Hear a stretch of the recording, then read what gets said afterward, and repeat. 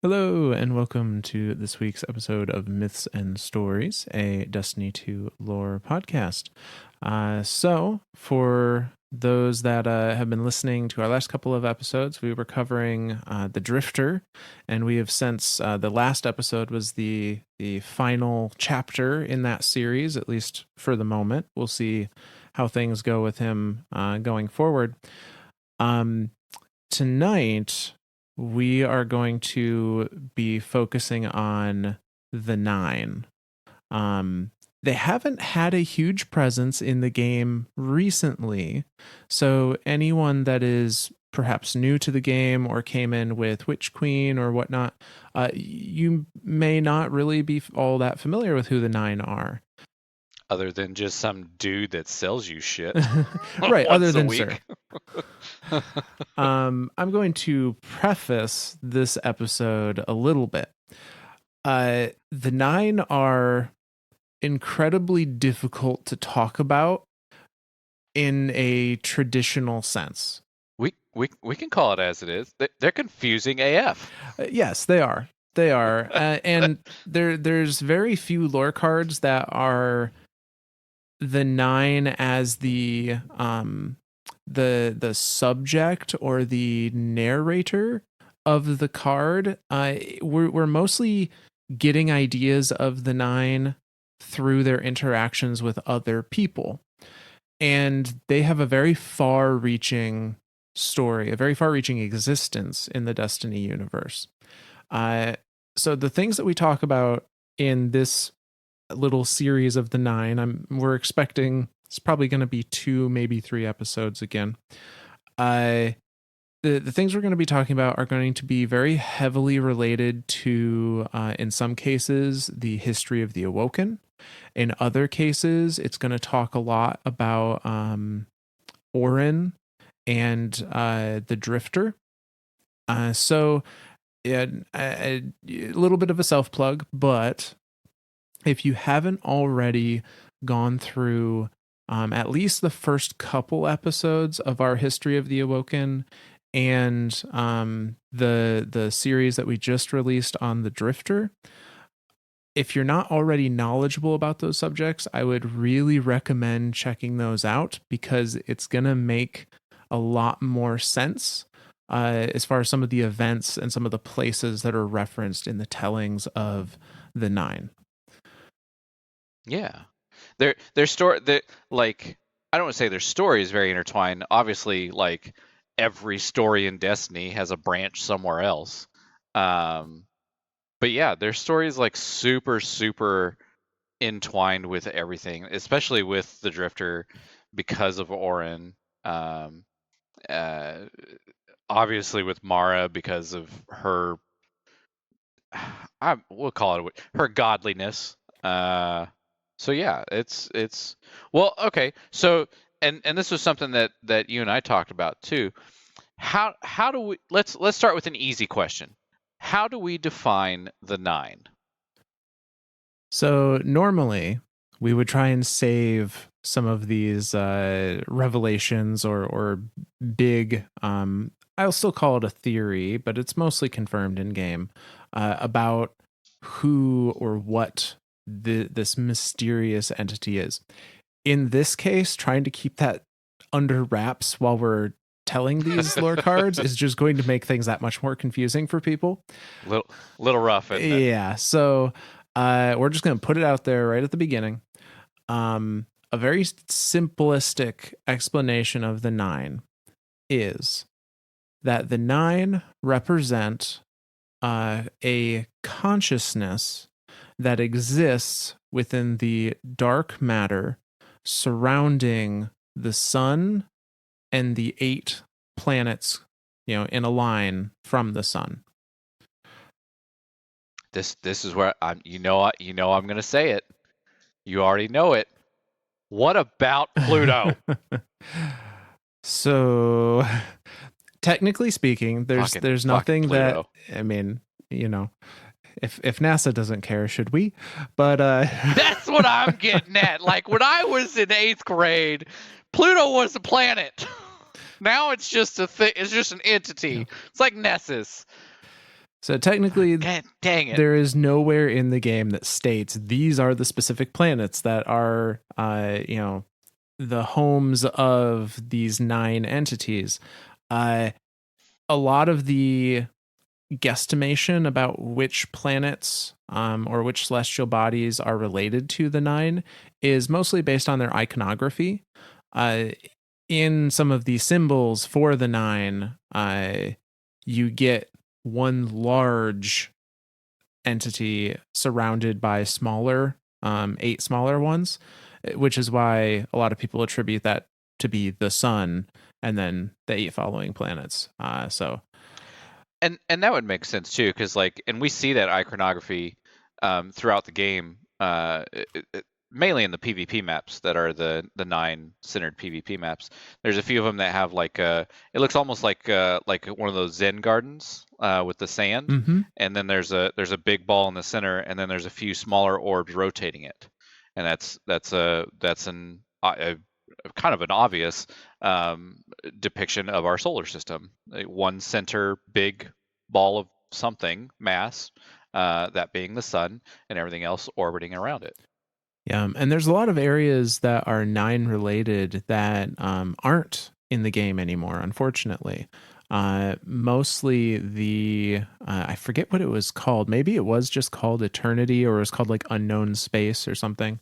Um, but there was a area during Trials of the 9, before Trials of Osiris returned, that you would go to for your rewards every week. And that area was also where we would get major story beats during Season of the Drifter. And that space had a lot of iconography, and there's a lot of conversations with the emissary of the 9 um, that happened there that we will discuss throughout this series. But that also had a lot of this symbology there that unfortunately isn't available to visit anymore.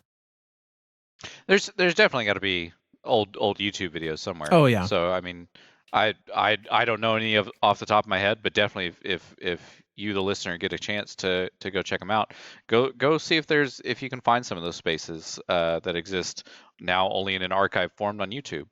Um, just to see them, just to check them out, and a lot of those scenes that played out in the Season of the Drifter, we actually talked about a few of them during our course of Mm-hmm. covering the Drifter, and we're going to cover a lot of those in these episodes as well. Yep. So there may be a couple repeats where they're related to the Drifter specifically, just because it is a very interwoven story with him.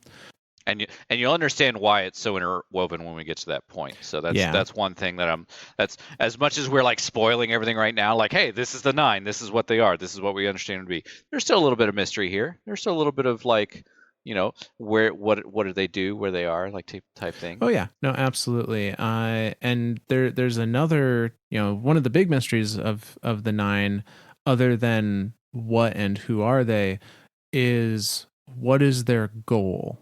What do they That was going to want? be the next question I asked. Like, what we've defined them. Now, what do they want? Why are they here? Why do they interact with us the way they do through the emissary and through Zur? Why are those the only 2 entities that we ever get to come in contact as guardians? So the 9 are still kind of these, they're not corporeal beings. They are still beings that exist within this dark matter weave of energy that is tied to each of the major celestial bodies. And they don't they are conscious and they can communicate with one another, but it's one of those instances where they live in a higher plane of existence. They live in a higher dimension, and they literally cannot conceive of the way that we communicate on our dimension. So an example would be you know a 4-dimensional being trying to talk to a 3-dimensional being, and they have a whole aspect of their existence that just doesn't exist to this other life form. And like how do you Oh my God, I've got bridge the that perfect example. communication. Yeah, go for it. I've got I don't know why I didn't think of this before. There's a movie called Arrivals. Uh, I can't remember the main actress in it, but the main actor that plays alongside her is Hawkeye from the MCU. That's the actor that plays the other guy, and the whole thing is these ships come from another. No, they're alien ships. They come down, and the lady is a linguist and she's trying to communicate with them. Well, they communicate by like spraying these circles that have like these weird like judots. And what they do is they start the sentence when they start a sentence that they're trying to talk to you, they start at both ends of the sentence and form it all at once from the outside in.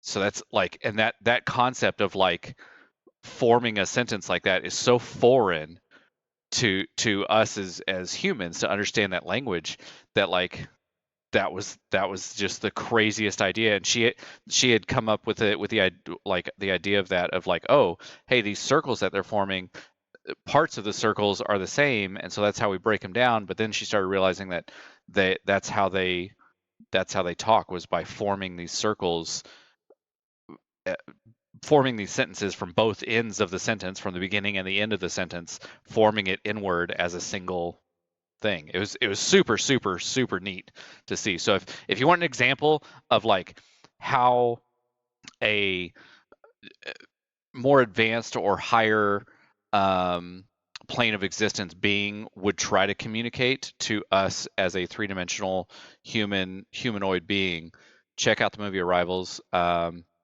It's fantastic movie in my opinion. But that would be my prime example of how to explain how this communication breakdown is happening between the nine and us, the Guardian. Yeah.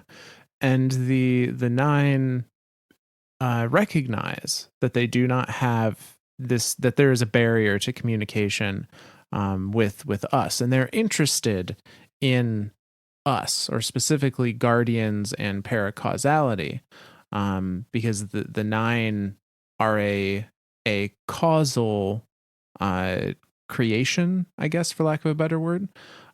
They Their existence was brought about naturally through the interaction between dark matter and organic life forming on the celestial bodies. And that's why the nine only exist, or why these consciousnesses only exist in celestial bodies that can support life.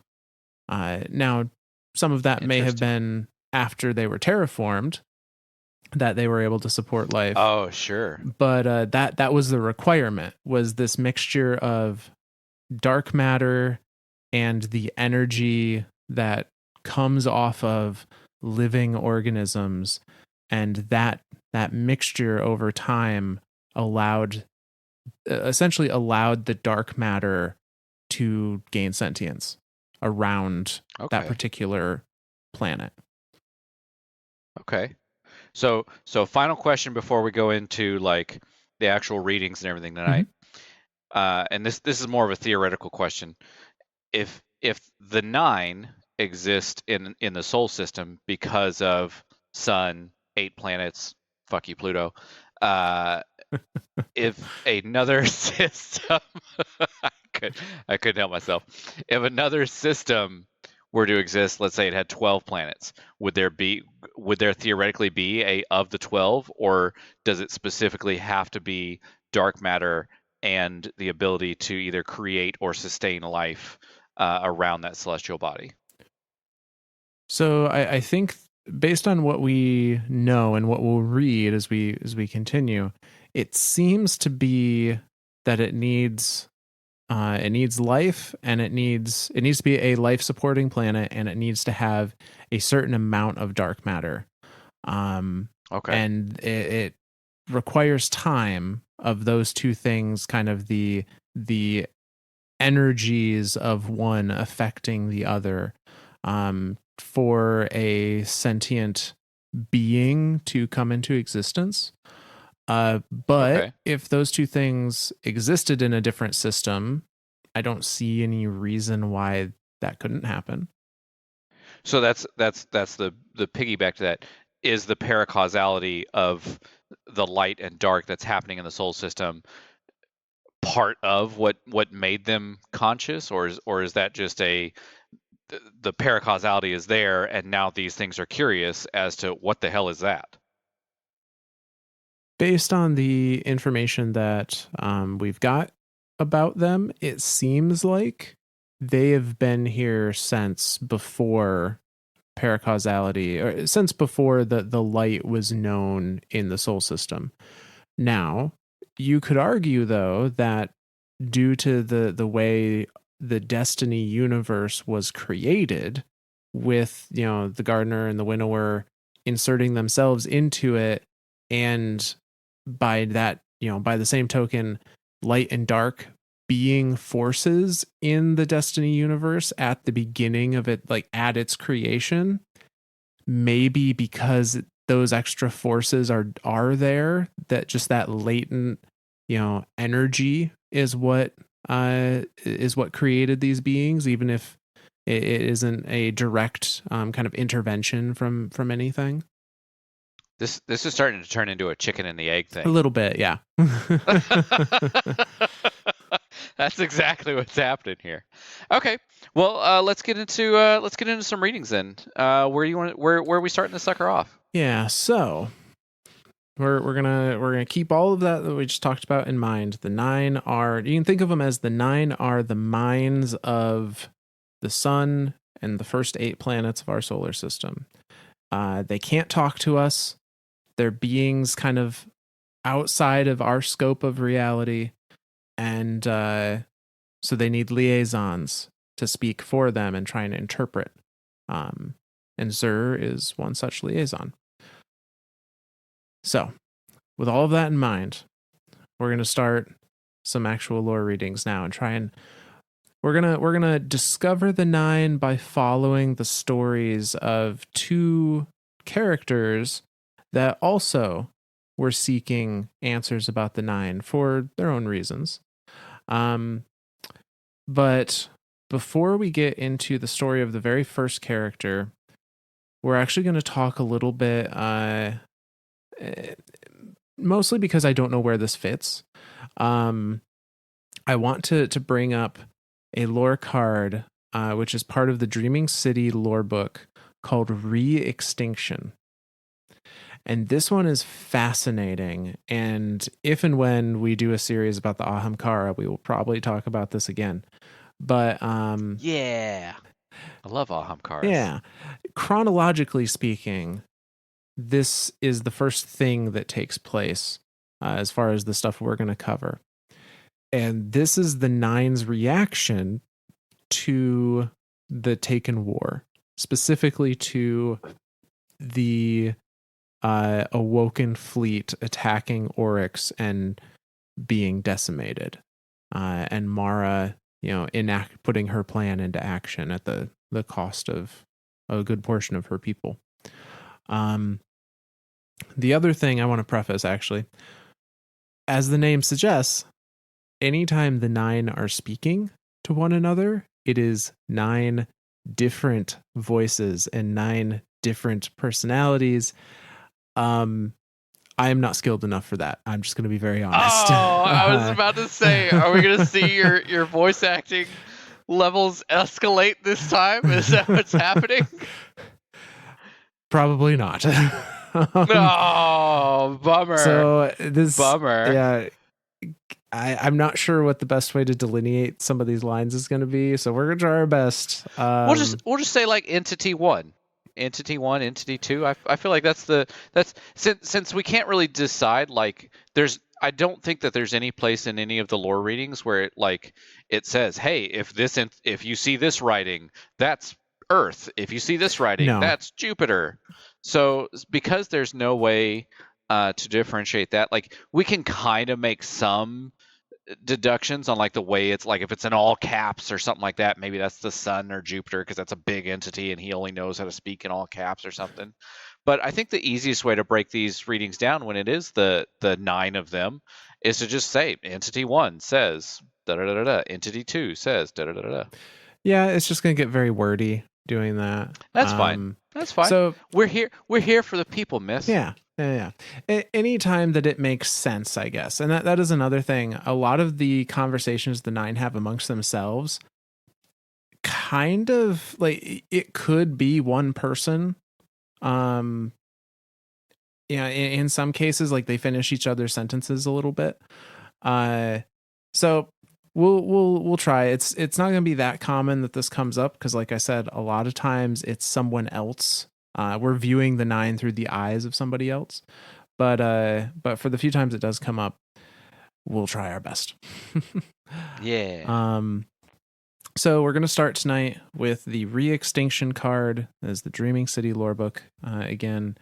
And this is their immediate reaction to Mara starting her plan. She has ruined everything. Such blind arrogance. We are lost. Hurry. He will recruit them all if we do not act now. But what can we do? Done cannot be undone. Everything is lost. Kill them where they creep and crawl, and let their bones whisper not. The children. They're not our children, though. We have no time for sentiment. It is this or we lay ourselves bare before the veil. No, no.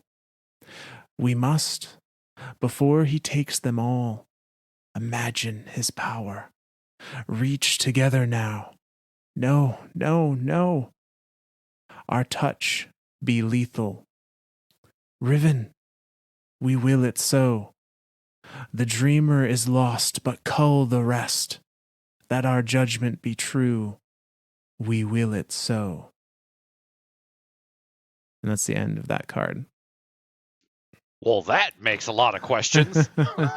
So, like I said, this particular lore card is a little more Ahamkara focused, but I think it shows the nine know what's going on in our universe. They have their own plans. Yeah. They have their own reactions to what is going on in our universe. And they have a significant amount of power over it when they really want to, or at least portions of it.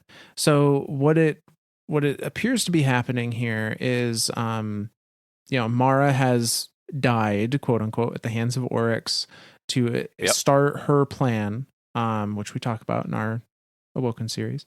And in doing so, she has inadvertently left the Dreaming City open for Oryx to go invade. And the nine see this immediately. I was going to say, they talk about, like, at the very beginning, like, he will take it all. He will take everything. That's them talking directly about Oryx, like, being the Taken King. Now, the nine are not concerned with the Dreaming City. The nine are concerned with what's in the Dreaming City. And they're referring to the children, but they are not our children. We have no time for sentiment. Kill them where they creep and crawl. Let their bones whisper not. They're talking about Ahamkara. And remember, this is the point, the Taken War. This was D1. Riven was supposed to be the only Ahamkara alive. But they're saying that they have to reach out and make their touch lethal. And they say the dreamer is lost. Riven has already been taken. Cull the rest. Kill all the other Ahamkara before Oryx can get to them.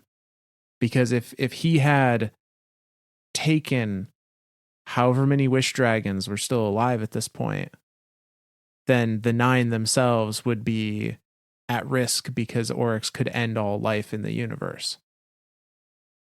That's a mind-blowing thought. And that also makes me curious.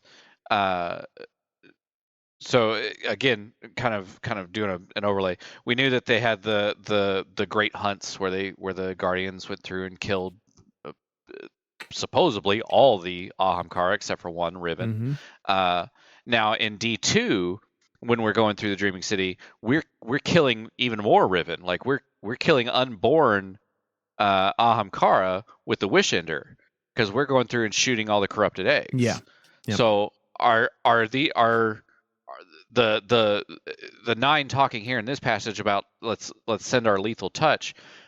Those were living Ahamkara. Those had to have been living, right? Like already born, already alive Ahamkara, and then Riven lays even more eggs, and then we come along and kill a bunch more. I'm Like, assuming how many so. eggs can a Ahamkara lay? Well, we don't know that the other Ahamkara were offspring of Riven. That the nine Okay, are referring sure. to, they could just be ones that weren't caught during the Great Hunt. Maybe they were elsewhere in the Sure. solar system. Maybe they hid. Could Who have been knows? refugees or something. Yeah. But somehow, some way, they survived the Great Hunt, but they didn't survive the nine, who decided that they needed to be sacrificed so that the solar system, and because the nine are the minds of the planets, if the solar system is to be wiped clean of life, that means they also disappear. Big old Thanos snap. Mm-hmm. So they removed Oryx's ability to take more wish dragons other than Riven. So this kind of gives us a two-part thing here. One, the extent of their power, their abilities, Yes. like the fact that they could just essentially, and they say it, we will it so. They could just will something into or out of existence. And two, that they have plans. Mm-hmm. They have their own ideas of what they want to happen and not happen. So they really truly are like beings. They're to have your own desires and wants and plans. Like that's a conscious thing. I mean, obviously a higher level of intelligence there. Mm-hmm. Oh yeah, no, these are 100% sentient beings that are making choices to try to preserve their own existence. Like they have a fear of death. Essentially, they want to continue living. They want to continue on, and they're doing what they have to ensure that that happens. All righty.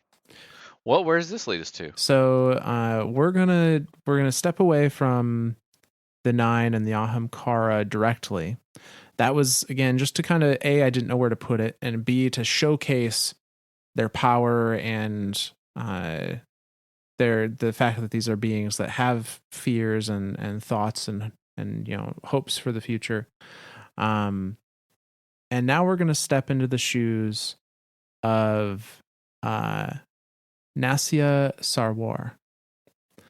And we're Say that 5 times fast.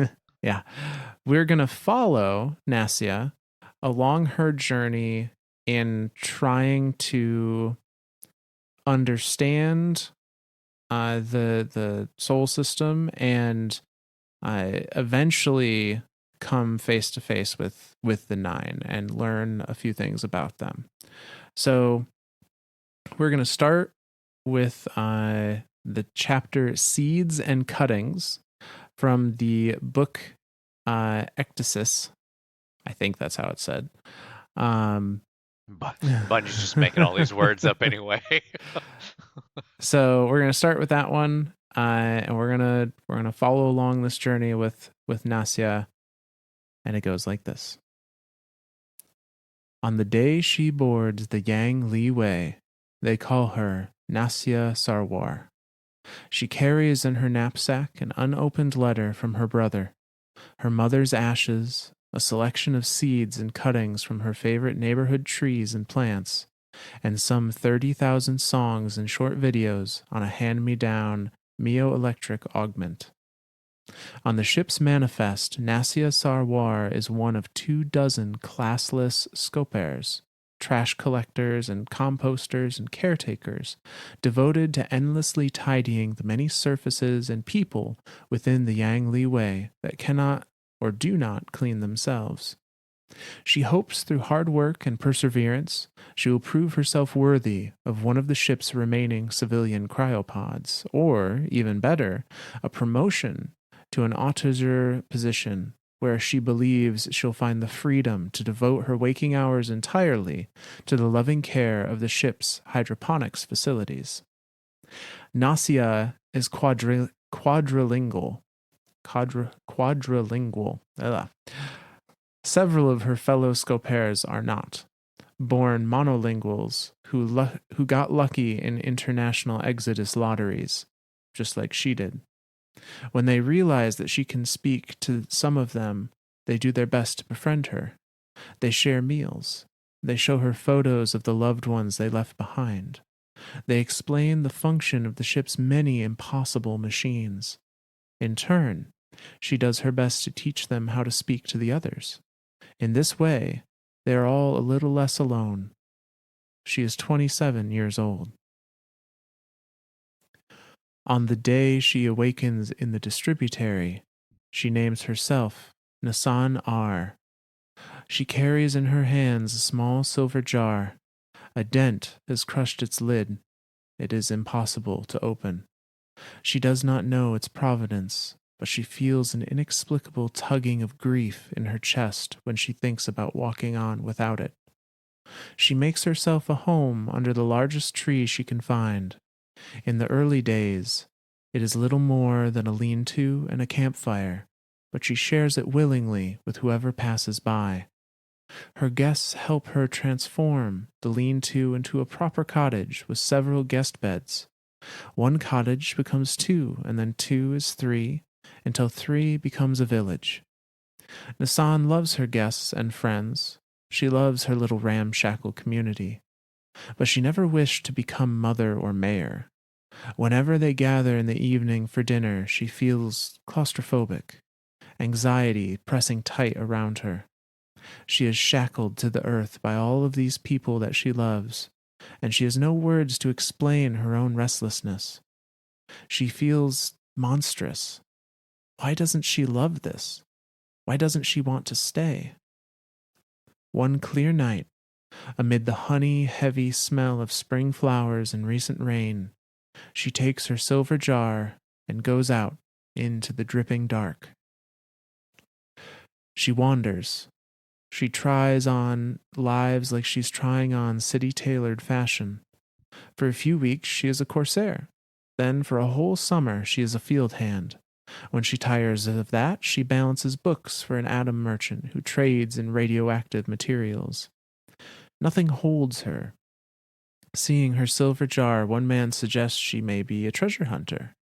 The idea sends her deep into a subterranean cavern where she finds no treasure, but instead bioluminescent worms and a paladin who calls herself Sheer Ido.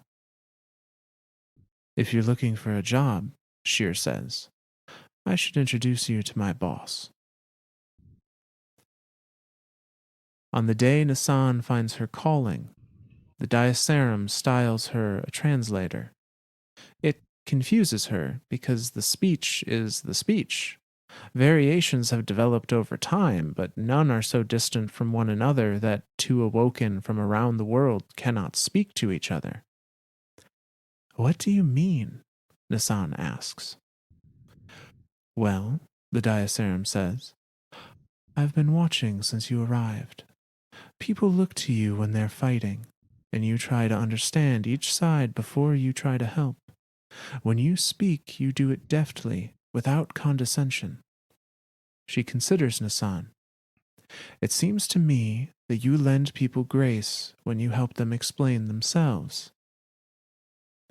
And a little candle of pride flickers in Nasan's throat. That's just mediation, she says, glancing away. Don't sell yourself short. Anyone can break up a fight. Few people can so clearly grasp the spirit of a thought and then rephrase it so that the deaf ears hear. Gifts like that can end wars. Thinking on that, Diacerum sobers. We'll have to keep your talent to ourselves for now. The sanguine would just as soon cut out your tongue.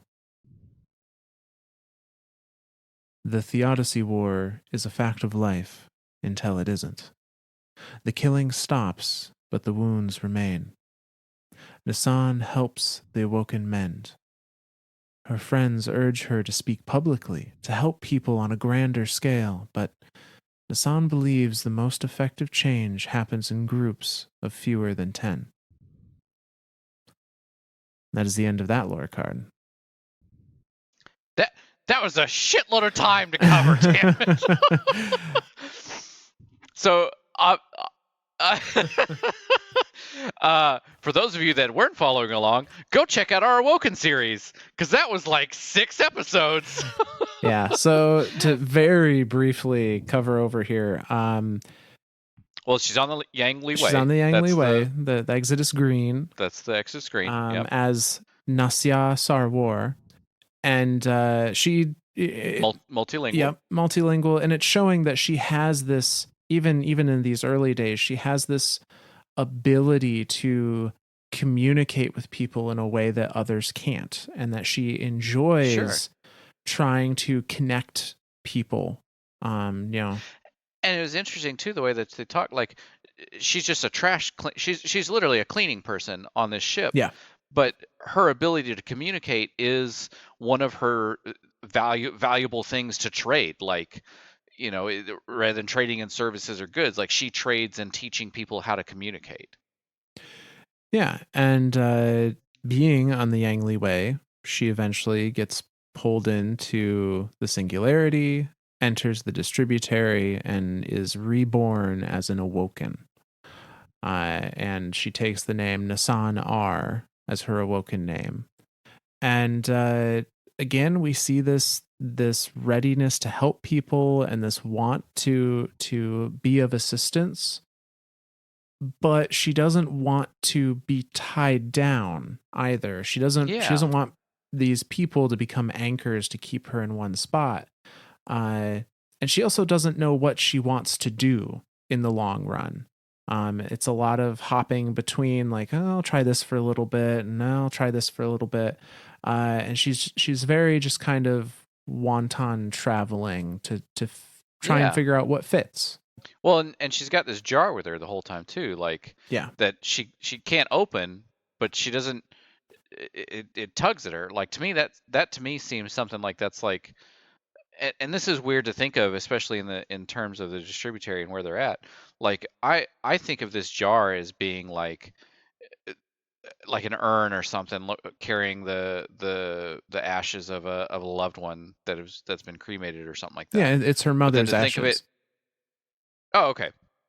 So, but to me, that's weird to think of there, that she was able to have that in the distributary because the distributary, like everything about it, was created by Mara and all that stuff. But I guess each individual person that was created there could have realized something, like in NASA's way, she realized a silver jar with ties to herself that had a very strong pull emotionally, um, to her, to have it, materialize in this distributary.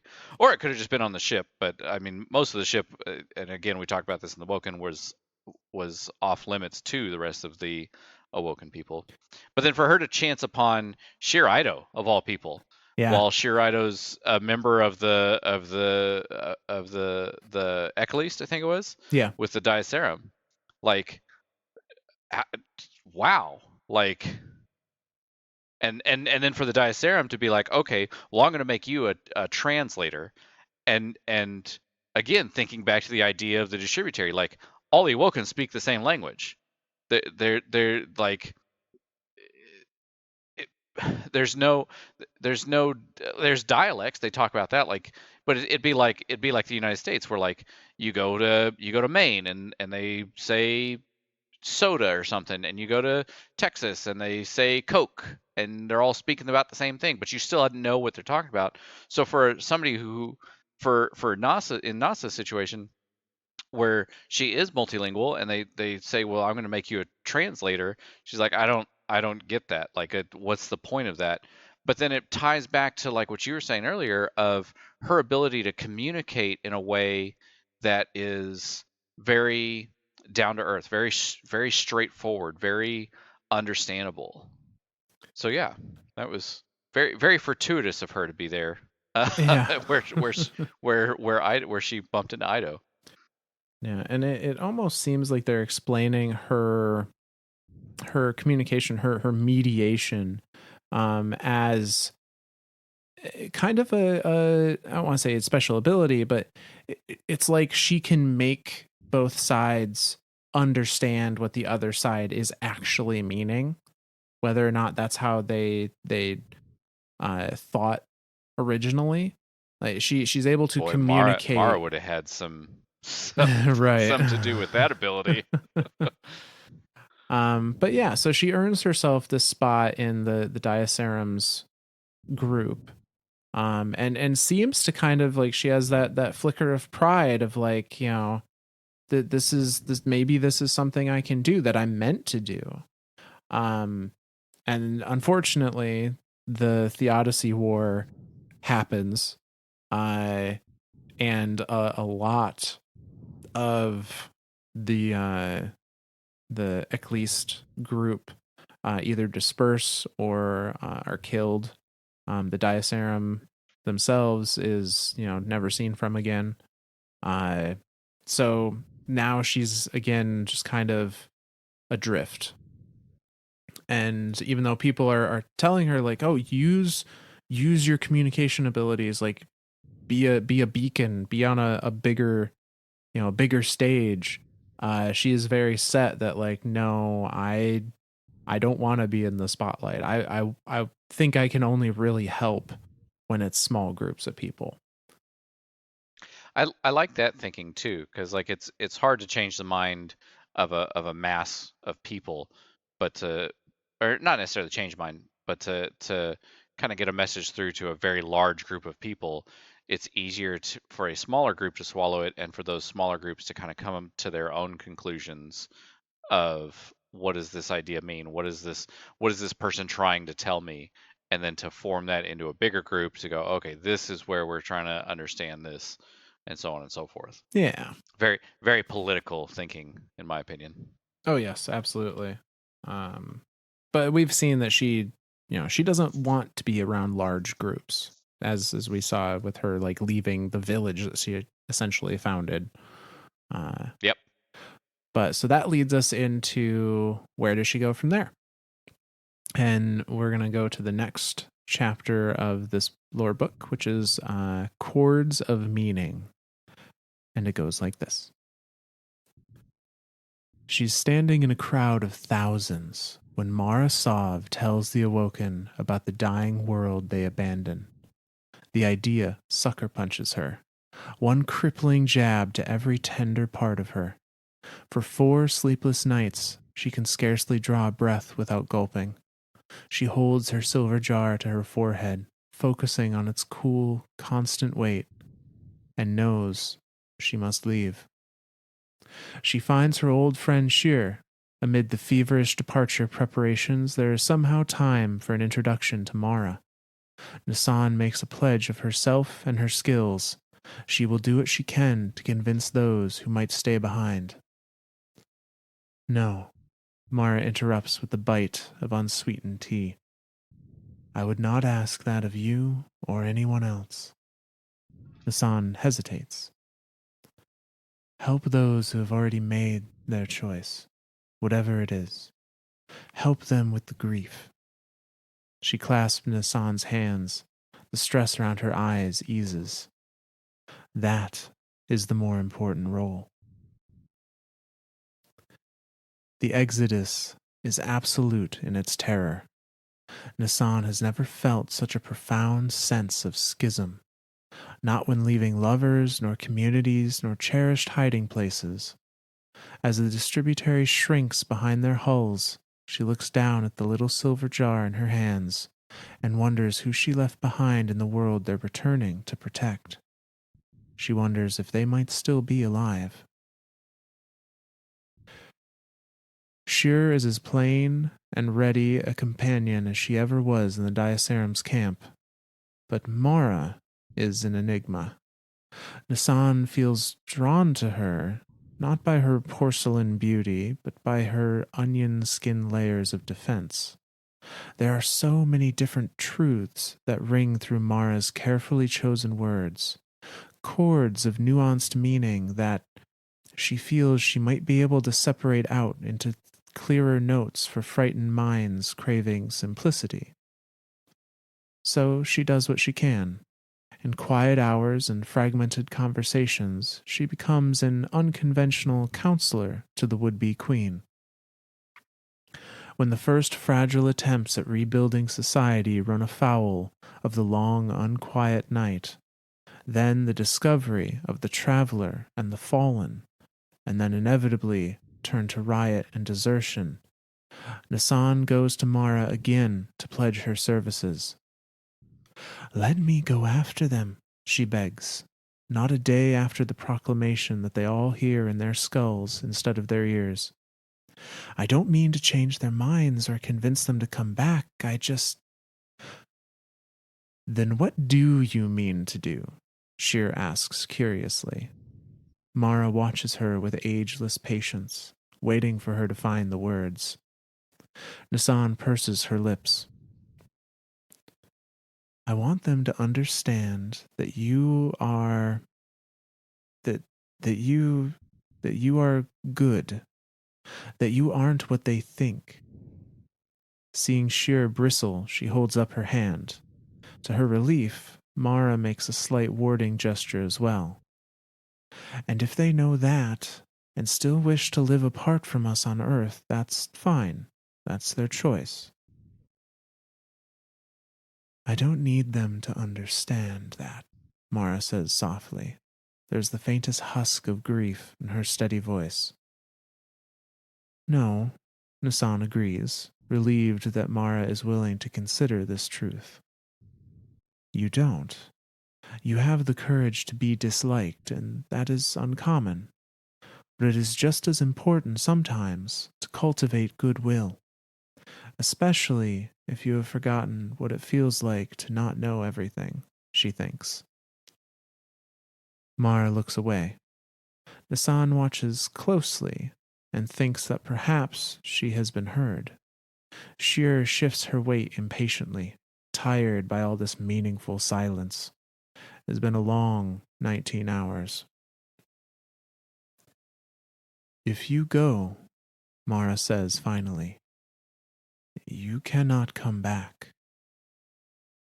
Nassan hears the truth in it. She reaches to clasp Mara's hand. Of course.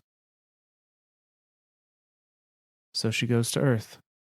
She carries a survival kit, a hunting rifle, and the tarnished silver jar that has followed her through her whole existence. She finds no awoken as she wanders an empty prairie. She spreads no gospel. It is not 2 weeks before a band of risen, wild with fear of themselves, each other, and the unknown, ambush her lonely campsite and kill her in her sleep. And that's the end of that lore card. Talk about the amount of time that's like, Jesus Christ, we just covered 12.1 billion years plus in 15 minutes. Sweet. Yeah. So obviously she went with Mara back through the singularity back to this side to help on this side. The awoken people get split again, the twice riven, in the earthbound and the reefborn, and so she chooses to go earthbound. Well, what does she find there? We talked about this, the most dangerous beings in existence, us. um the and we talked about this before. The original risen were, and it's interesting here that they made a point that I didn't really think of before. We knew the Risen were powerful and that they fought each other, but we never really thought of them as like a frightened thing. But they kind of are, because you have no memory of anything. You're just there, and there's a drone next to you, and you can do stuff that you have no idea what you're really doing with it, using the light and all that stuff. But the original Risen were very uh, I'd say they'd be frightening to encounter and frightening to be a risen, Yeah. because it's a very unknown time there, and so of course they happen upon her camp, ambush her, and kill her, because now there's this other entity here. Like, she doesn't look like them, because all the awoken have that like pale, like whitish bluish skin. So again, a bunch of risen that are afraid, like, well, this thing might be as powerful as we are. We got to kill it before it can do anything to us. So they do what Risen do best at the time and kill her. Yep. They ambush her camp, kill her in her sleep. And thus ends the story of the nine. No. No. Thus begins the story of a name we have already heard in the Drifter series. Yeah. So we're going to get right into it with the next chapter, which is just titled Risen. And it goes like this. On the day her ghost resurrects her, she asks him for a name, and he calls her Orin. He asks her for a name, and she calls him Gol. Marrow deep instinct drives that decision. She could not declare its etymology if someone held a knife to her throat. Gol explains that there is a settlement a few days' walk to the east, that there is no road, and that the wilderness is regularly patrolled by roving aliens who will try to kill them both. As he speaks, Orin looks around. They are surrounded by a young forest, vivacious with birds and clouds of gnats. It is impossible to imagine that a deadly alien might be lurking somewhere nearby. But Gol found her. Gol knows more about the world than she does. She trusts him. She scavenges the leaf litter until she finds a fallen tree limb. Will this help? She asks him, testing its heft. He twists his wings, puzzled. Against the aliens, she elaborates. Oh. Courteous, he pretends to consider it, and then, no, probably not. They have guns. Ah, I see, she says, though she doesn't. She breaks off the smaller branches, using her foot for leverage. Soon she has a crude mace. It is heavy, slow, and does not break when she tests it against a tree trunk. She doesn't know what the aliens look like. She doesn't know what guns are. But she does trust Gol. She can't help but thinking, though, if an alien tried to attack her while she was armed with a stick like this, she'd have no trouble crushing its skull. They reach the settlement, but it is a smoldering cinder and ruin.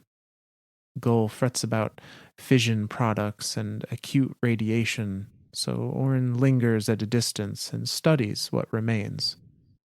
A cat moves among the distant rubble, hunting for mice.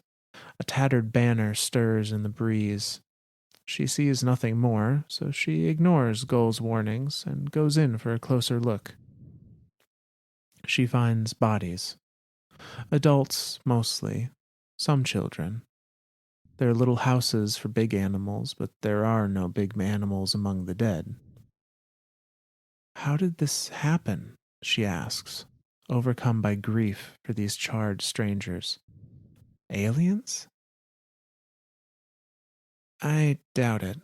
The Fallen don't often use nuclear weapons. It ruins the land. My guess is that a warlord raided this place for its livestock and then set off a bomb. Why? Gol gives a little shrug, bobbing in place. Why not? No one was here to stop them. Orin clenches her mace a little tighter. She feels nauseous. Can you tell when it happened? He runs the computations. Not precisely, less than 36 hours ago, I suppose. I should have walked faster, she mutters, and then bends over to be sick. You can't do that there, Gull interrupts anxiously. Stop, Orin, stop. You have radiation poisoning. If you're sick here, you'll die here, and then I'll have to resurrect you here, and you'll be sick and die again and again. You have to move. Come, I told you not to walk around here. And that's the end of that lore card. Jesus.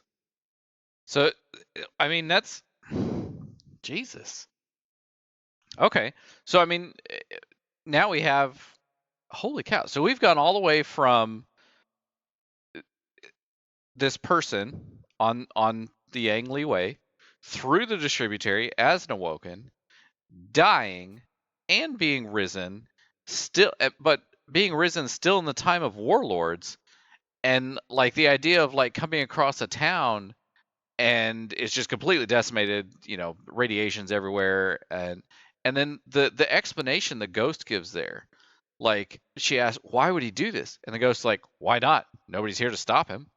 Like, holy cow, I mean, but that was a real world threat at the time. Like that was the whole thing with the warlords and the original risen. They were ruthless. There was nothing to stop them.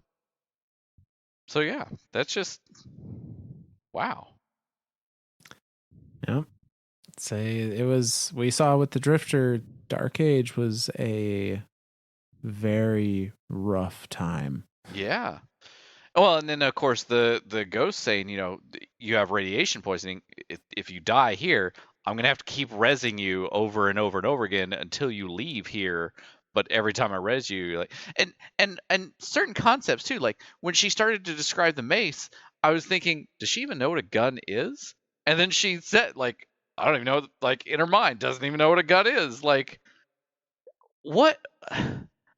I'm still super intrigued with like when a ghost reses a being, what level, like what what level of intelligence and memory, and like they have the function to speak, but they don't know certain things. Like that's a weird concept, right? Like Oh yeah.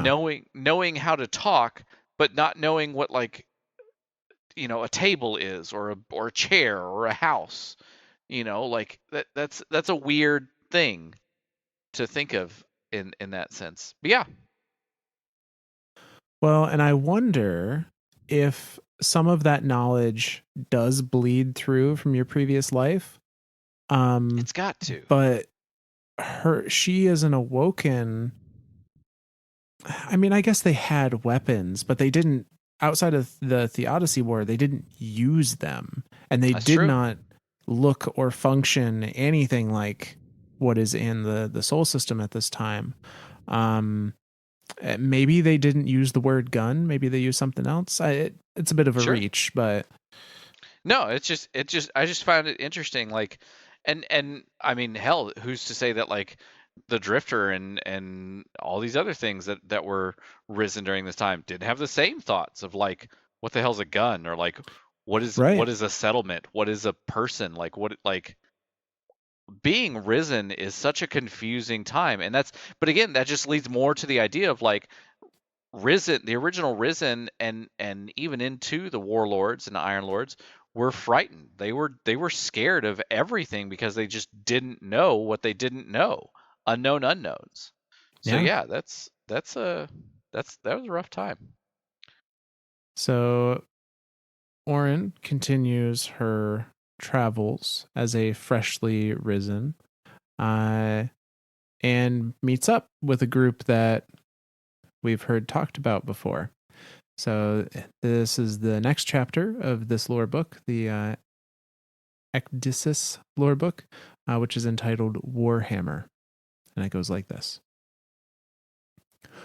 Orin graduates from wooden mace to stolen scorch cannon, from bare flesh to salvaged plate.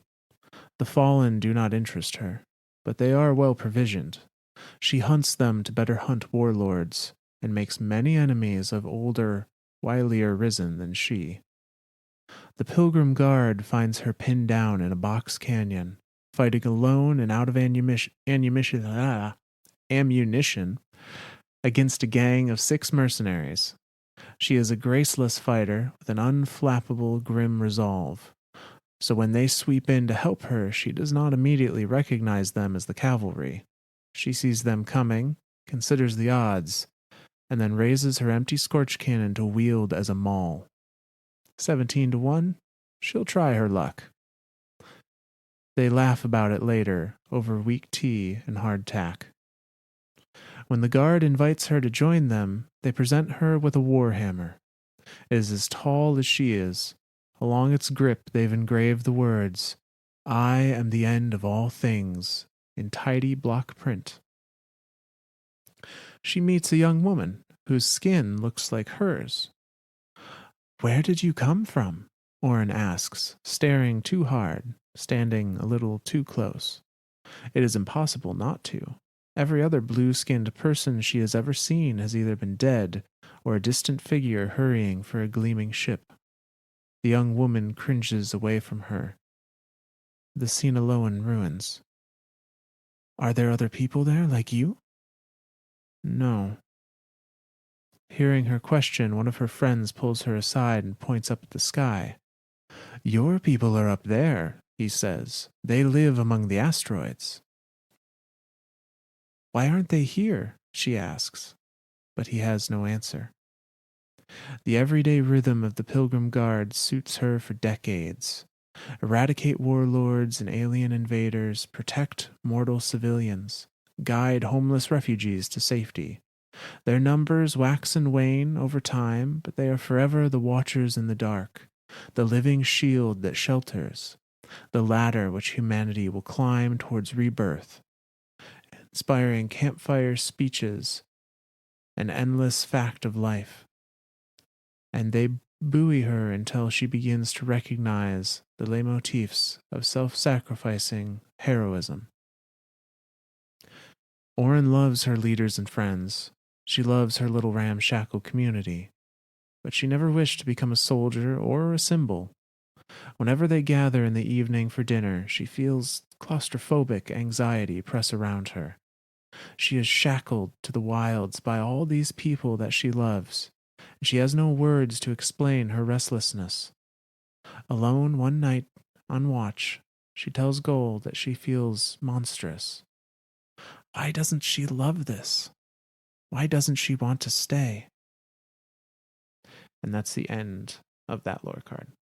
So this one, being called Warhammer, obviously I've got a ton of questions about this. I love her 1v6 in this box canyon, right? Like she's like fuck it. I'll take you all on. And then the Pilgrim Guard shows up. Now the Pilgrim Guard, I have questions about that too. Are the Pilgrim Guard Iron Lords?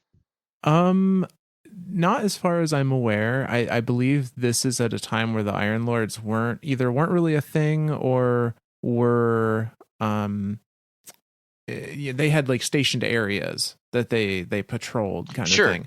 Well, and did they have like Fellwinter's Peak already established and everything, or was Fellwinter's Peak like way into the depths of Iron Lord mythology type thing, Yeah. like, or history, I guess? I'm pretty sure Fellwinter's Peak is kind of late Iron Lord age, like middle to late Iron Lords. They've been established at that point.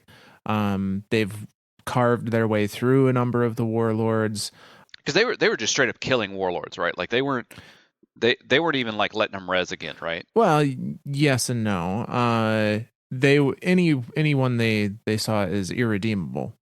Anyone they saw Gotcha. as like, they very much took the protection of humanity with a like serious iron fist. Like above all else, protect humanity. And if there's a threat to it, regardless of the threat, they'll deal with it. But there are warlords that obviously they didn't murder. There are warlords that joined them. I mean, Fellwinter, Shax, yeah. Like there were people that started as warlords that ended up becoming Iron Lords. So it wasn't a pure, if you are one, then you must die. Okay, but then as far as the Pilgrim Guard, these guys aren't, because like I said, it says Warhammer, not War Axe. Right. Anytime I think of the Iron Lords, I think of that axe that Saladin has, the one that's sitting in the helm right now that is technically Crow's. Yeah, maybe. whoever the next Iron Lord wants to be just walks by and picks it up and like, hey, I'm an Iron Lord now. I found this axe. Nobody's here to stop me. A few sweeper bots, maybe, but that's about it. But the Pilgrim Guard here, described here, these are not Iron Lords. No, these seem to just be kind of a band that has come together on their own, that are working for the still the same things Iron Lords are working for, like protection of mortal civilians, guiding refugees, keeping people safe from the warlords specifically. Uh, and the Yep. Pilgrim Guard, it says that Orin at least spends decades with the Pilgrim Guard, so they have existed prior to her joining, but they have a number of years that they have been around, so it could be that they formed before Iron Lords, and as they did their nomadic kind of protection group, they were around to see the Iron Lords come into power, or who knows, but It was just interesting to me to see that there's another like faction that has kind of the same ideas, or at least what seems like the same ideas as the Iron Lords, evolving at the same time the Iron Lords oh are. yeah, no, I mean So yeah. it's, I guess, uh it gives you a little bit of faith for the humanity of Destiny, I guess, that like not everyone that was risen was just a giant dick. Like there were some people that cared. Very few. Some people cared, but very few. Yeah, no, that's it right there. But of course, they swoop in. They see her 1v6, and she's like, 1v17, let's go! And just turns her Scorch Cannon and like flips it around. I imagine her like she's got it shouldered and everything, and she just like looks down, sees him go, and like tosses it up in the air one-handed, and then catches it with the other hand. And she's like, I got a mace now, let's go! Yeah. Like that's how I imagine Orin in this scene. And then of course they help her out, get her out of that. She joins them, obviously, like you said, for decades. And she's given this Warhammer. And of course, when you said Warhammer, my first thought was like 40K. We're like, no, not quite. But she's handed this Warhammer, and etched in it, it says, "I am the end of all things." And so that to me again kind of leads back to that whole like this is like the Iron Lords, but not the Iron Lords. So same principles, same Yeah. everything, that, but like, yeah. And then while she's with him, she finds another Awoken, an alive Awoken, because like it describes her standing too close, like really in this person's space. But I mean, I guess if you'd never seen one alive or been close enough to talk to one, and you are one, and now there's something that looks exactly like you, you would be this like intrigued with Right. it. And she's like, "Where are you from? What are you doing?" Da da da. And he's like, I'm assuming this is a guardian Awoken Yeah, it sounds like that it's she meets. another member of the guard, I think. Yeah. I guess they don't specify, but the feeling I get is that this is another guardian awoken. Well, and only because like she asks like, where are you from, and he says the Sinaloan ruins, and like, are there other people like there? And then like some random dude just pulls them aside and points at the sky. Your people are up there. They live among the asteroids, and that's it. Like Yeah. that's full stop. Like what the hell kind of an answer is this? I mean, that's probably as much as they know. Like the That's true. awoken that left the reef to come to Earth came here and intermingled, and had families, and enough time passed that in the Maracena books that we read as part of our Awoken series, it says that like some of the Earthborn Awoken forgot the Reefborn even existed. That's crazy. That's crazy.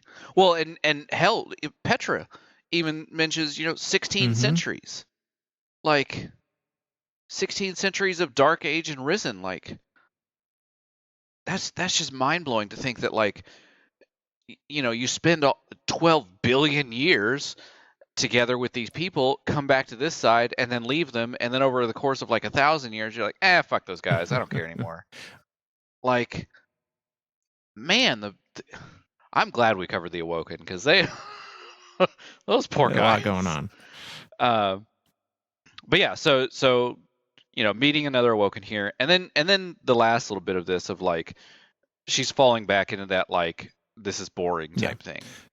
The same way she did in the distributary um, beforehand of like I don't know what to do here. Like why don't I love this? Why don't I want to stay? Like what's almost like this? What's my purpose Yeah. here?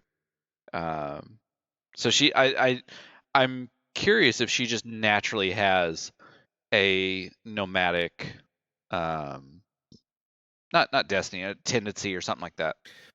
But Well, yeah. and it's interesting to see the parallels here. So in the distributary, she created her own little settlement, which then grew into two, which then grew into three, which then grew into a village. And it was the same thing. Like she enjoyed helping people. She enjoyed, uh, you know, getting people back on their feet. And she's doing the same thing here, but even there, she said she, described like the settlement was anchors to staying here. And this is pretty much the same thing, only instead of a settlement, it's another group. Like she doesn't want to be tied to Oh, a okay. group, or doesn't feel like this is what she's supposed to be doing. So it's less of a nomadic nature and more of a not wanting to be tied down to like one single, whether it be here a group or whether it be in the distributary a place or something. She wants to be able to help, but on like her own That's kind of terms. the vibe I get, yeah. Okay. So Okay. Well, where does this lead yeah, us to? so she is, getting restless within this group, and we see what comes of that in the next chapter, which is called Question After Question. And it goes like this. There's stories of a massive settlement in the far south. Rumors call it the last safe city, a place of peace and prosperity guarded by indestructible old Russian warriors who fought alongside 20-foot tall wolves, whatever those are. The Pilgrim Guard has heard of many so called safe cities. They come and go, but mostly they go. Still, they reroute their caravan. The land down south is good, arable, temperate, and with too many indigenous parasites for the fallen to wish it as a customary home. Even if there is no safe city there, it is a better place to guide civilians than the ravaged deserts and plains of the north. Orin hopes that the rumors are true, but it is a selfish hope. If the city is real and people are safe, then maybe she can rest. She finds that city is a misnomer. It has been a misnomer since this place's inception. It is a chaotic sprawl of tents and shabby lean-tos. There is not a single permanent structure among them. The streets are nothing more than muddy pathways that smell of waste and smoke. But the people, neither Orin nor Gull have ever seen so many people in all their lives. Filthy children scream with laughter as they play tag around salvaged tanks. A civilian militia stands vigil over cassava farmers. Armored risen bicker over where they should mark the city's borders and how best to defend them. And the traveler looms overhead as Orin wanders through it all, wide-eyed and exhilarated.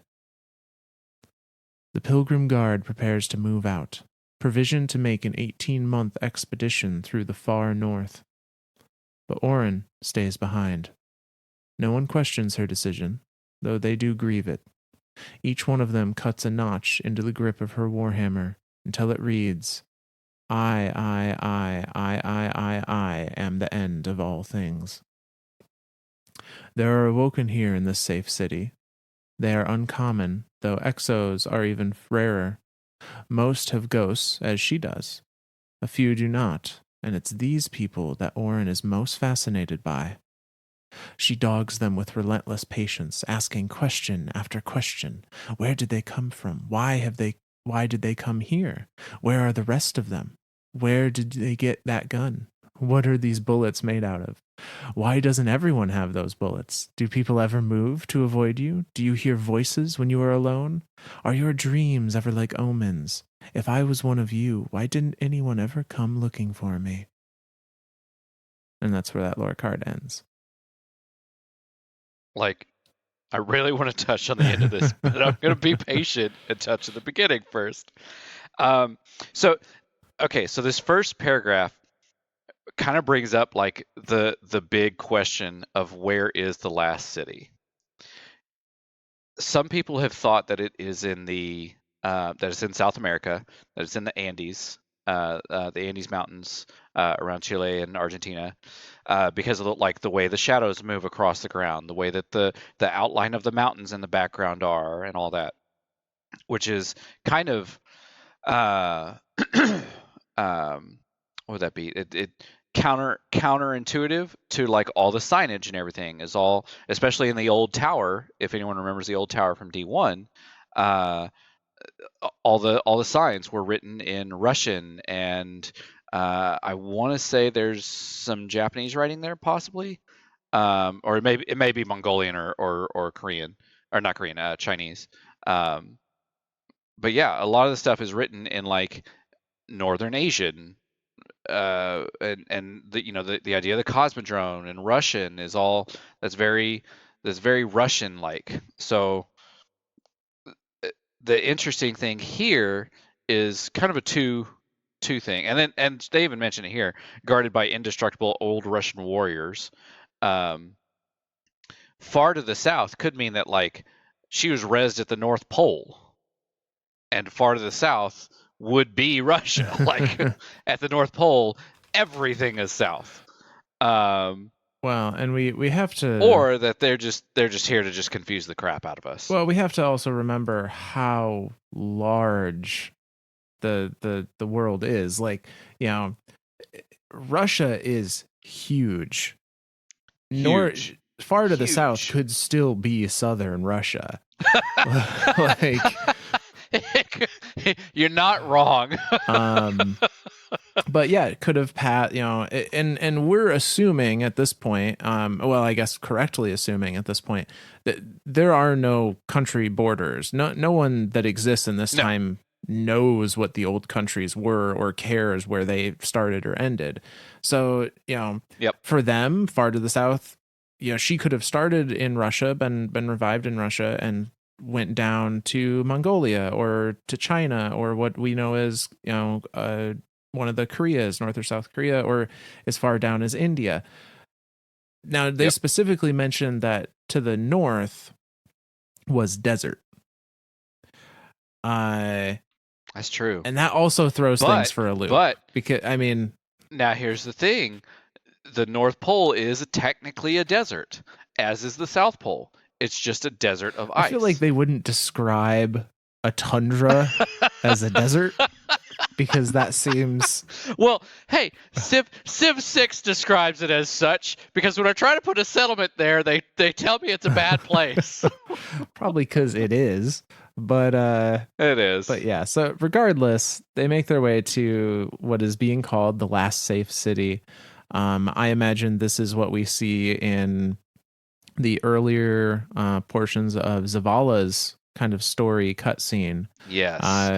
Where there's like no walls, like he's still like putting bricks up to help build, and she even mentions here like there's just tents and lean-tos, no permanent structure in sight. Yeah, and the walls haven't been built yet. It sounds like they're trying to establish where the walls should be, and before they begin the building process. So that also gives us a little bit of a timeline, because the Iron Lords, I feel like this is probably pretty late into the Iron Lords kind of reign, because if I recall correctly, the Iron Lords were around while the city was being built, and it was shortly after or during the building of the walls that they were wiped out from Siva.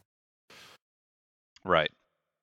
And if you remember last season's cutscene with Zavala, he obviously stayed with Saladin for a while when he and Sephi were first together, and that obviously was not in the last city. That was wherever the Iron. I I'm think that was assuming Fellwinter, Fellwinter's yeah. Peak. Yep. So yeah, so the city was definitely post or very late end of Iron Lord Yeah. days. Uh, And then of course the next part, the Pilgrim Guard is moving out, and she's like, "Well, I'm going to stay behind because for whatever reason." And I love the sentiment here that they notch, each one of them puts a notch in front of the letter I to make it look like another letter I. And it's that sense of belonging, right? Like I don't know. To me, that was really touching. yeah. Like I'm gonna cry over that. No. Um, and then of course, the entire last paragraph is just it's like a child, right? Like Yeah. it's like a child who's never been able to ask these questions, and now they have somebody that's finally going to sit down and talk to them. I mean, maybe begrudgingly, um, but yeah, like, and some of these questions are like like really important. Like some of them are kind of just like, like what is that gun? Why does it have Right. bullets that are different? Why doesn't everyone have those bullets? Which makes me question like, what the hell are the awoken bullets made of, and what makes them so different than everyone else's guns? Um, but of course, like where'd you come from? Where's the rest of us? Um, the dreaming and the voices. Yeah. So she, even as a risen, is still having, I'm assuming, still having that slight tug towards Mara, just not having a clue what that tug or Mara is because she's risen now and has no memory of it. And then like the very last one, if I was one of you, why didn't anyone ever come looking for me? And the awoken on the other side knows the answer to that question, but isn't gonna like I assume isn't gonna explain or anything because like Mara even told the people that were leaving for the Earth, like go. Like if you don't want to be if you feel the need to help the Earth in that way, that is your purpose. That is your drive. Go do it, but don't expect to come back type thing. Like Right. And that was because there and was a just fear of them returning would bring more enemies with them to the yep newly formed reef at the time. But that is something worth pointing out. They may not know the answers to her questions, or at least not all of them, because a lot of time has passed. She yep died shortly after the Awoken arrived in the system. We have no idea how much time passed between her death and her resurrection.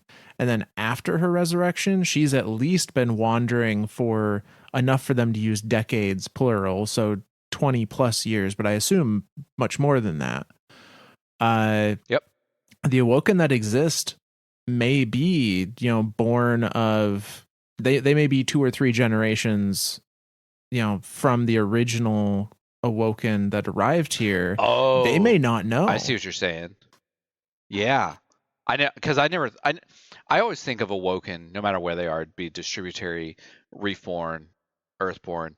I always think of them as immortals, but they just a they're not, and b just because they live for a long time doesn't mean that they're not going to have offspring or anything Right. like that. Because even in our Awoken series, we talked about that too, where like the Awoken were like, we need to repopulate, we need to get more people. So that was, yeah, you're right. They could absolutely be 2 or 3 generations post distributary leaving and not have these questions because who knows what was being taught to those children as they were growing up over these decades.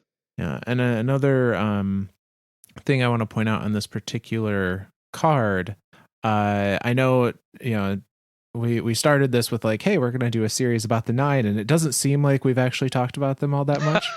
I was gonna say I something of promise like this is going somewhere. this is going somewhere.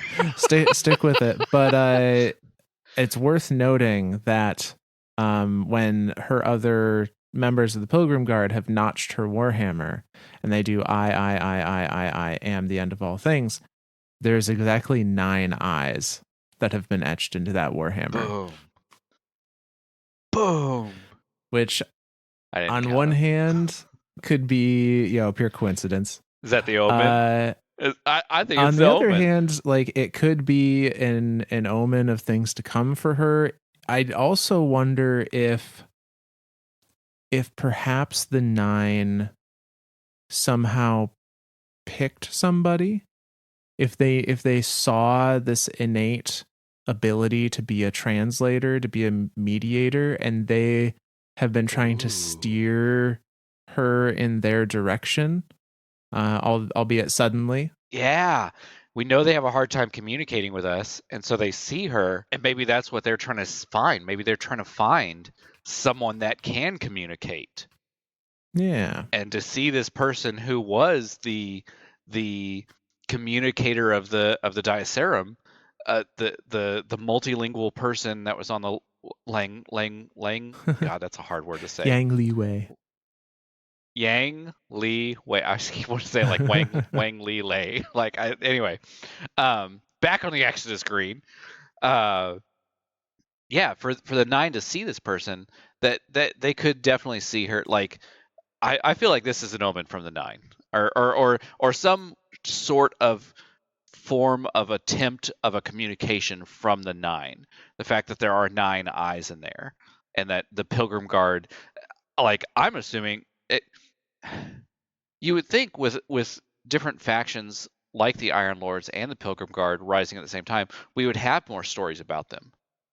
But like, what if the Pilgrim Guard were just like mind controlled slaves of the nine, and there just happen to be nine of Well, them? we know Because enough. We know enough about them to know that Drifter ran with them for a time as well. Although okay, it is not okay, mentioned in the lore cards from Orin's perspective, Drifter does say that he was in the Pilgrim Guard and he met Orin there, because right, that's when he asked her about the her snake tattoo, uh, and that's right, used that's that right, for his iconography because it left such an impression.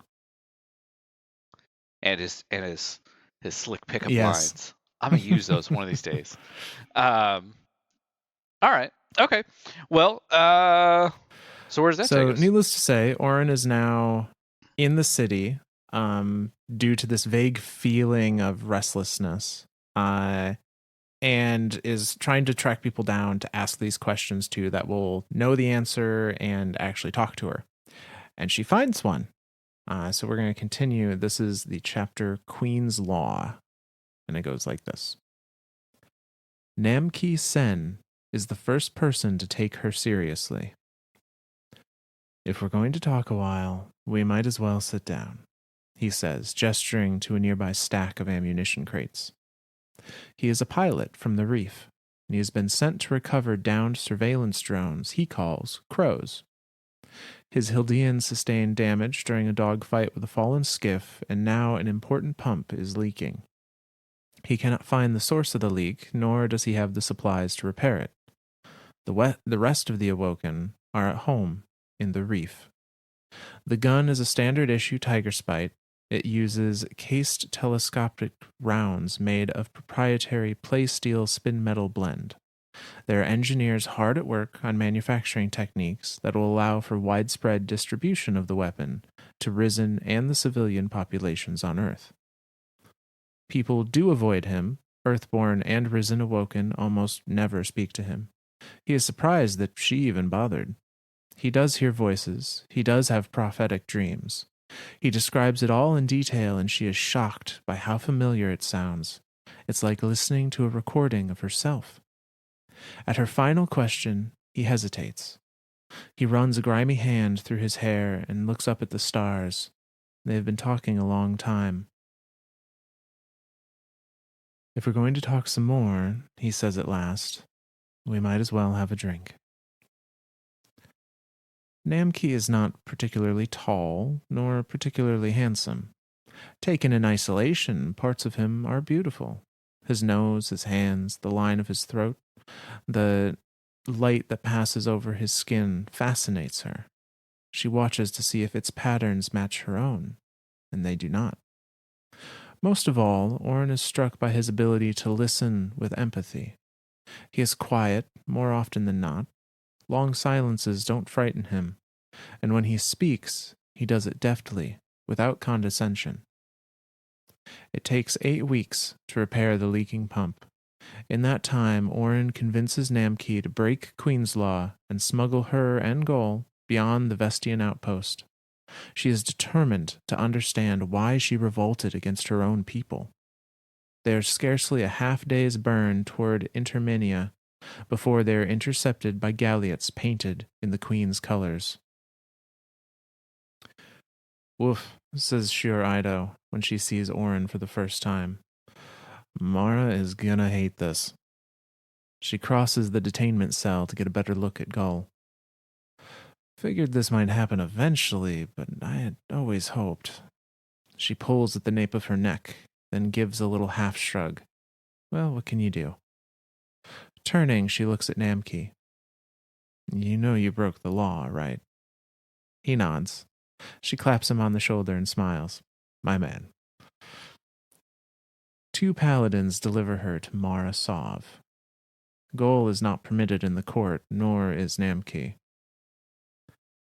I knew you, Orin says before Mara can speak. It is uncourtly etiquette, she supposes, but they are alone, and she is too bold to fear offense. And what do you remember? Orin gives a slight shake of her head. Moments pass. Mara, too, is comfortable with silence. Behind her mask of composed indifference, her eyes are sharp with curiosity. Why did I leave? Orin asks. You wish to be my emissary. And you banished me for it? She squints. That doesn't seem like something you would do. Mara smiles faintly. No. They have several more conversations. The revelations are absolute in their terror. Orin has never felt such a profound sense of schism. Not when learning that most mortals would sooner swallow cyanide pills than come face to face with a risen, nor that the Elixni were once abandoned by the Traveler, nor that almost all warlords are light-bearers. But the Queen's Law is, of course, the Queen's Law. It must be upheld. But the spirit of the law often differs from its letter. Namki accepts a sentence of 5 years indentured servitude to the crown for smuggling Orin into Reef Holdings. They let him pick his detail and negotiate his salary. Orin's case is not so simple. She is not who she was, so after vigorous philosophical debate, it is decreed that she cannot be held accountable for her past oaths. But she engaged in witting trespass, aided and abetted by a learning civilian, and for that she must sacrifice a boon, an unnamed future debt of the crown's choosing. Orin accepts the sentence gladly and returns to Earth to mend her wounds. She needs to think. She needs to talk. And that is the end of that lore card. Oh my god. Oh. Sorry, that's whew, palpable in here, isn't it? Yeah, like I love. First off, I love the tiger spite. Like that's Yeah, just that's that's fun. just the standard issue. Every time that an in-game gun is mentioned in lore, it's one of those like bringing the whole universe together type thing. And the fact that like they like even the Awoken are trying to mass produce this thing to get it into the hands of Risen to get it so like that's why I mean that's even an in-game lore reason why we find so many freaking tiger spites and we just dismantle them like this one has shit perks, bye. Yeah. um so yeah, I love that part. I love that little tie in there. um finally an Awoken to answer her questions, and a true Awoken, like not just like a glimpse on the horizon, another Risen or something like that, like and you know her convincing I feel like her convincing him to smuggle her in is just another like showing off of her skill of communication. right? Like her Yeah. negotiation skills and stuff. Like, because I mean that's Queen's Law. Like Queen's Law is Queen's Law. Like there's full stop. Um, which of course later on it mentions, well, the spirit and the letter are kind of two different things. So Right. maybe we got a little leeway here. Um, but yeah, so she gets snuck in, and the first, I'm curious. I mean, obviously the Galliets. There's no way Sheer Idol was on one of these Galliets, but the fact that the Galliets find them, obviously they're going to scan the ship and go, oh, hey, there's two life signs here. What the hell? Or they'll scan the ship. Hey, there's a paracausal ability here. What the hell? And bring her before Sheer, which I Sheer's first response is like, oh, oof, oh man, Yeah. this is well shit. Like for that to be like the first person to kind of talk to her and like look at her in the detainment cells is like, well, this is not gonna go well. Um, and then the whole like, you broke the law, right? And he's like, yeah. And she's like, my man, let's go get a drink, baby. Like even Sheer knows that like Queen's Law is Queen's Law, sort of. Yeah. No, she knows that like he's not gonna he's not gonna get in super trouble for this. But only because of who he brought back. Like I think if it had been just some random Earth civilian or some random Guardian or something like that, no, whatever. Yeah. But it makes me wonder: does Namki know who Orin is? That's a good question. Because Sheer sees her and clearly recognizes her. Granted, Orin was with Sheer directly. I mean, all the way back from the Diacerum days. Right. So I'm curious if Namki even recognizes or knows who Orin is, or was rather. It comes down to what generation is Namki. Like, There you go. is he part of the original group that came over? Is he after their arrival he was born? Awoken lifespan is weird because they are, by Mara's statement, they are mortal, but Sheer and Mara and Aldrin and a number of other prominent members have been in the solar system for a couple hundred years at least. Couple thousand maybe by now. Yeah. So like, and they still look like they're like 25, 36. Like, right. So I'm wondering if she means mortal in the sense of, well, I guess I don't know, because clearly Awoken have perished on Earth in order to be resurrected. correct. And I can't imagine all of them died from, altercations with other people. I mean, most of them died from the Battle of Saturn, so. Well, sad face. Before that, though. So I don't know. I do wonder if it's an effect of Mara, if being near her staves off the effects of time, at least a little bit.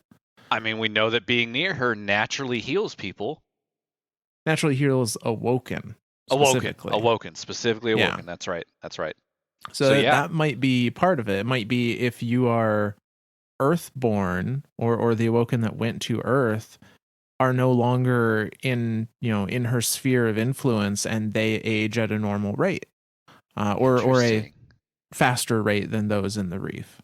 Yeah. Okay. So of course they bring her to Mara, and I love the responses that I love that. Well, obviously the entire interaction here. Like, what do you remember? She doesn't really know. Like, and then I think Orin, for her to answer with a question, it's one of those like, I don't know if Orin realizes what Orin just did there. You know what I mean? Because the Queen's all about the secrets and the speech thing, and the human speech is a poor encryption system for what it like. So for her to ask, "What do you remember?" and for Orin to return around and say, "Why did I leave?"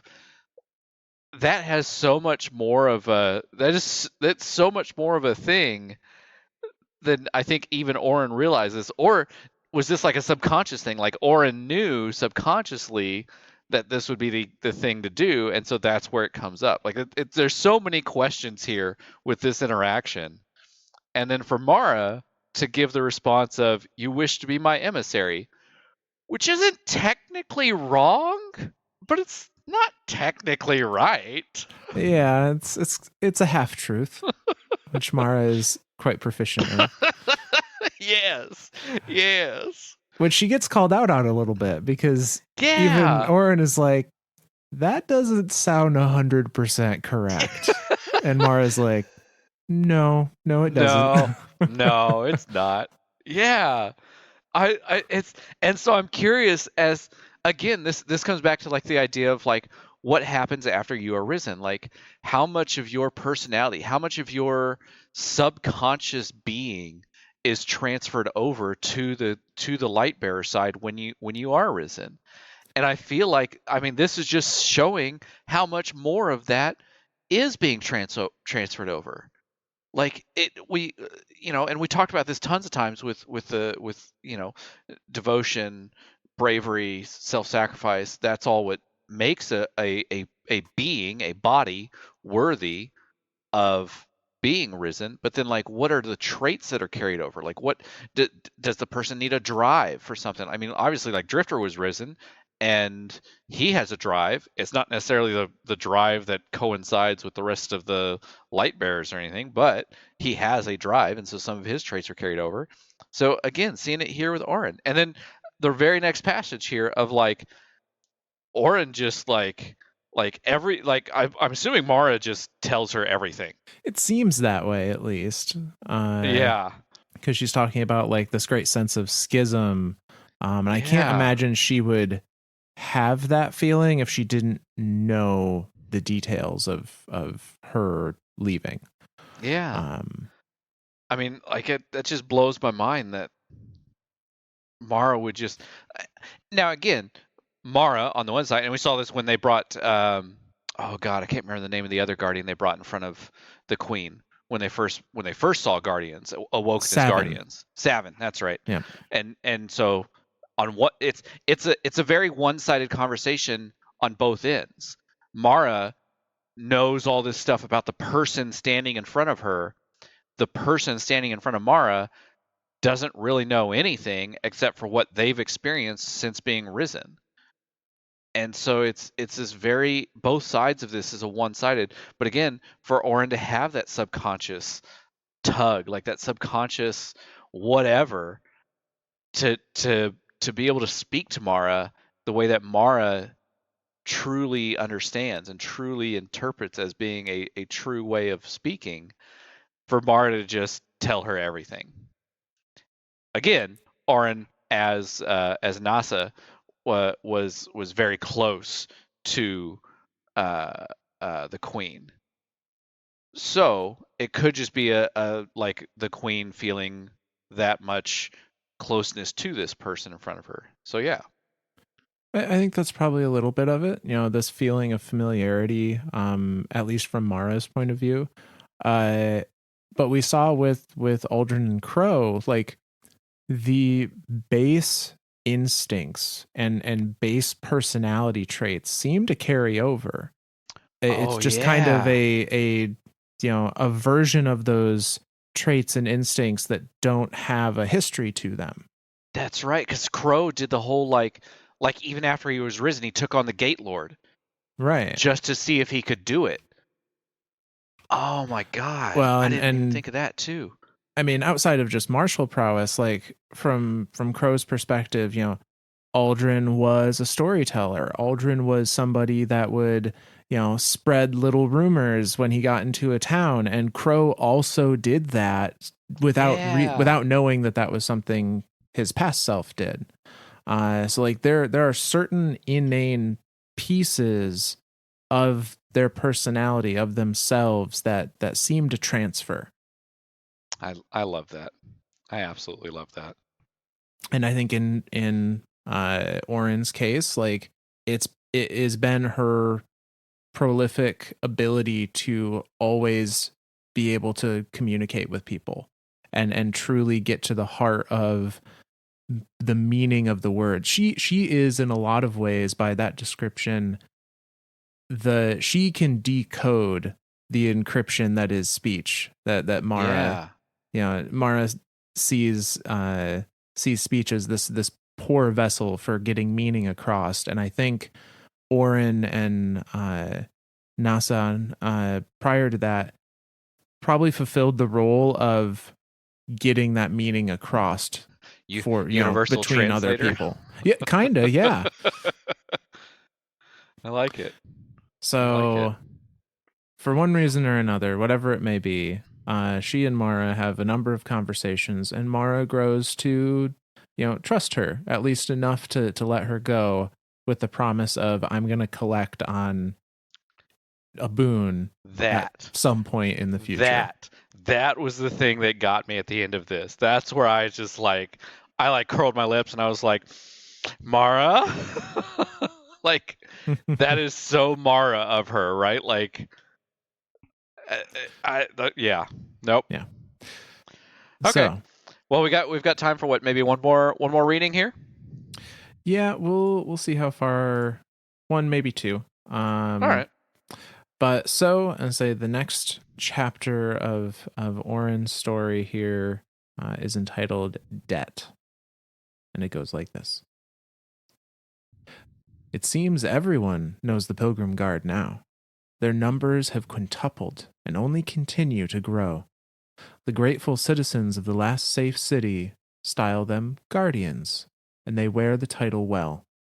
Oren is glad to see that her friends are doing well, but she does not rejoin them. During his sentence, Namki maintains daily contact with Oren via vidcom and holo projection. When he is released, she begs him to come get her. She wants to understand what humanity was trying to achieve before it stooped to setting off nuclear warheads in order to steal a few cows. They scour the inner planets in his Hildean. When parts of it break down, they work odd jobs. They are deliriously happy. Centuries pass. On the day that Shir Ido dies, she receives a call from Mara Sov. I would ask for my boon, the queen says with shaking voice. It is the first time she dares trust a guardian. It will not be the last. The queen paces as Oren leans on her warhammer. I need to know who killed her, Mara says. To know or to see them killed? Mara's grief and anger blaze across her face. She looks out at the reef as she struggles to master herself. Oren imagines Namki dead and clenches her warhammer a little tighter. At last, Mara says, First, to know. She gives Oren the strange coin that the search party found on Shir's body. I'm not sure it was a murder. The search sends her deep into a sublunar cavern where she finds no enemies, but instead clouds of steam and a half-man with grasping tentacles where his face should be. Forgive them, he rasps as she crushes his windpipe in her fist. Who? She snarls, tightening her grip. His face writhes with growing urgency. Reminding herself that she came here for answers first and vengeance second, she pushes him away. He staggers, steadies, reaches into his robes to draw something out. Oren, Gull warns, but she has already seen it. She hefts her warhammer and strikes him hard in the chest. It's like lifting a ball off of a tee. There is no resistance. He careens off of a dewy boulder with a sickening crunch. That is his spine. He'll never stand straight again. And as he hits the ground, a tarnished silver jar slips from his fingers. The sound echoes as it bounces away into the dark. Oren uses a hunting knife and brute strength to puncture the jar's dented lid. She turns it over and pours a thin stream of pale gray powder into her gloved palm. Dust returns. It ever returns. The man chuckles wheezily. She looks up, and he is gone. And that's the end of that lore card. Yep, this is gonna be the last one because I got lots of shit to say here. Holy shit! All right. Okay. Well, let's start at the beginning here. Okay. So apparently the Pilgrim Guard evolved into the Guardians. Yes. So that's why the Pilgrim Guard isn't really mentioned anymore, because we are the Pilgrim Guard. We are the Guardians. Like we are, like they are synonymous. They are the same thing. They just, the beginning of the Guardians was the Pilgrim Guard, and now it evolves. Now we know them as Guardians. We even call ourselves as such. So yeah, but obviously she doesn't want to. She again, I think that sense of like not wanting to be tied down to one thing. She doesn't rejoin them. She's happy for them, and that's that. I mean, that's great. But she doesn't feel the need to rejoin them. But she's definitely growing close to Namki. Um, the fact that they converse every so often. She's trying to understand that. Like I love this sentence here. Like she wants to understand what humanity was trying to achieve before it stooped to setting off nuclear warheads in order to steal a few cows. Because remember, that was the first town that she came across. Yep. The whole thing had been, there's nuclear radiation, and she almost died there several times. But then centuries pass. So I mean, even more time has passed. God, this is such a long time that is being covered in these few passages. But then it comes to this one. On the day that Shiraido dies, she received a call from Marasov. I would ask for my boon. We know from our reading from the Awoken series and the Wish Interbow that Shiraido was lost. It never says died, but then like in that passage is betrayed, betrayed, betrayed, betrayed, and as you pointed out, it says betrayed 9 times. And when her bow and her last stand area was found, there was a strange coin, the exact same stuff that we give to Zur, or at least used to give to Zur. I guess strange coins aren't really a thing anymore, are they? I mean, you use them in Dares of Eternity. Oh, now. that's right. I forgot. There's the whole Dares of Eternity. So strange coin instantly points. So we told you it was going to lead back to the 9 people. But this is leading back. We're looping back now. So and again, the conversation between her and the queen. I need to know who killed her, and she answers with a question. It's that subconscious thing happening right there, to know or to see them killed, because it's almost like she even sees past the encryption of I need to know who killed her to the point of what Mara's actually trying to say, like you want them dead, and because Sheer was so close to Mara, like definitely a lover, very very very close to Mara, and for Sheer to be gone now, I mean, I I'm amazed Mara didn't cleave the Dreaming City in two. So yeah, like, and I mean she struggles not to, like, but yeah, and then she says, she hands her the coin, says, "I'm not sure it was murder." And then, I mean, like these next entries, like, uh, oh my god, like there is so much in the second half of this lore card. Oh my god. Okay. So she finds this tentacle faced man. Tentacle faced man. That's Zur. That's obviously Zur. That's the only Yes. he is Zur is an agent of the 9. He calls himself as such. He runs Dares of Eternity. He also shows up once a week on the weekends to sell us exotic armor and weapons, and now random rolls of random weapons and gear, and so he's here to outfit us, the Guardians. Um, she knows that there's a connection here between him and the 9, and so she's like, I need answers, like give me answers.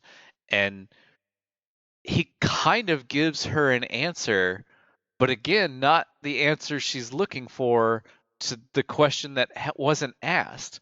He reaches into his robes to grab something, which presumably his robes are just the freaking nether. Like, Yeah. where's he carrying all this shit?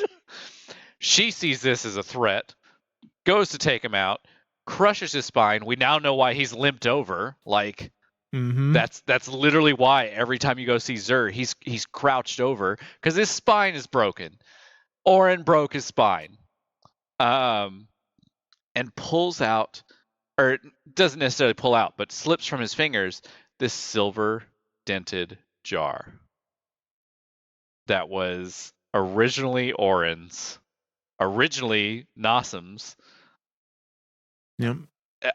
And she doesn't know anything about it. She, like, at this point in time, she's arisen, she's lost all memory of that, and so she just pries it open, and pours it out, and it's dust.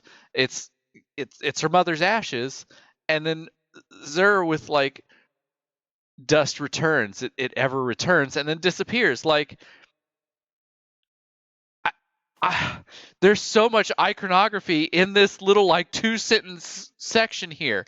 When we think of places like everywhere we go that reminds us of the Nine, there is dust everywhere.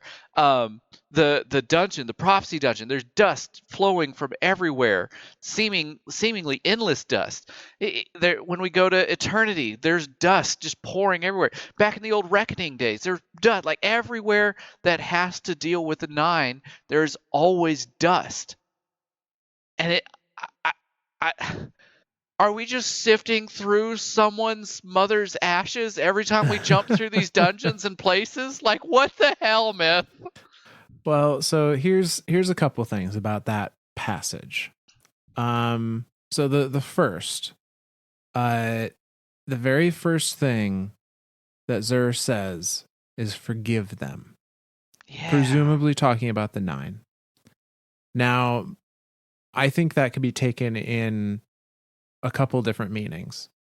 He could be saying, forgive the Nine for what happened to Shur. Or he could be saying, forgive the Nine for guiding you on your path. Right. To them. Because that's the whole thing with the Nine is they're so mysterious, right? Like that's it.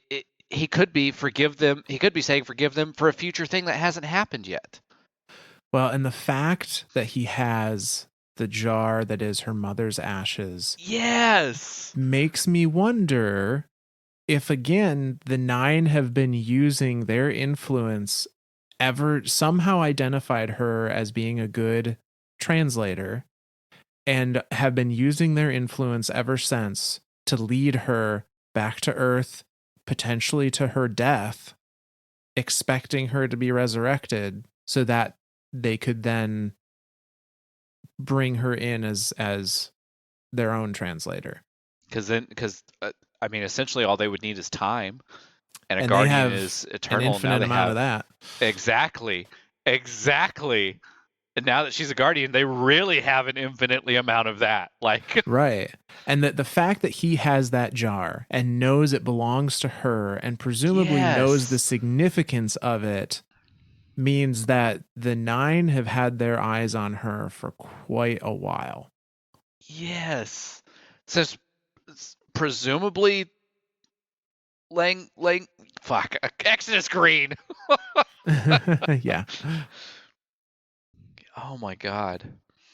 Well, that seems like a good stopping point, right? Like, yeah. So a little bit of a teaser for what we're going to be discussing more next time. I know this was a lot of kind of build up.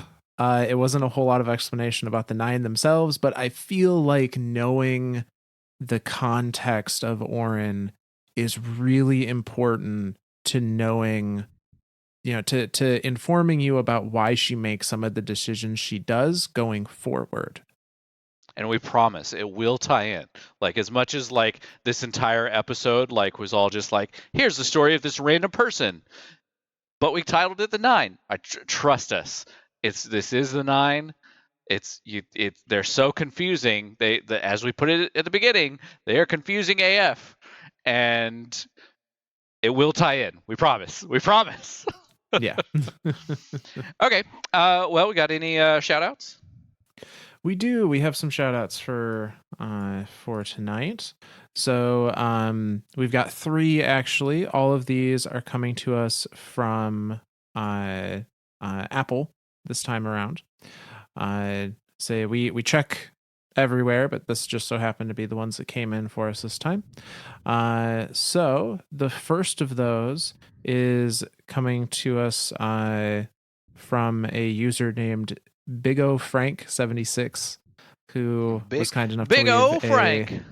was kind enough to leave a 5-star review for us. They say so much lore in game that most of us don't make time to read. In such a deeply rooted community, you can see how much Destiny history has played a role in that. Some of us identify as Titans, others warlocks, and everyone's moms as hunters. These guys do the reading so that we don't have to. Think of it as a Destiny lore as an audiobook with commentary. I started with the Lightfall reaction, then went in reverse, found the history of the Woken, and that's where my addiction began. Like an amazing show that's been out for a while, you just found. I'm enjoying thoroughly going through all of their older entries. Oh man! Thank you. Yeah, everybody's mom's a hunter. Myth and I feel like we self-identify as warlocks. Very much so, for me at least. I try. Warlock was my main in D1, and then in D2 I was like, I'm going to try to be a hunter, and so I was a hunter for a little bit in D2, and then after I took my break during Curse of Osiris, as every person in Destiny did, I came back and was like, nope, I'm Warlock. Went full Warlock, fell in love with it again. So yeah, I definitely self-identify as a Warlock and a cat. Yes, but no. So thank you for that. Absolutely, that review. Thank you. And to take the time to write your thoughts out so so elaborately is I think that's cool, because that to me means that it has a little more meaning behind it than just is good, enter. Is good, we'll tell friends, bye. Yeah, although that's great too, but it tells me that you're enjoying it that much. So. Absolutely.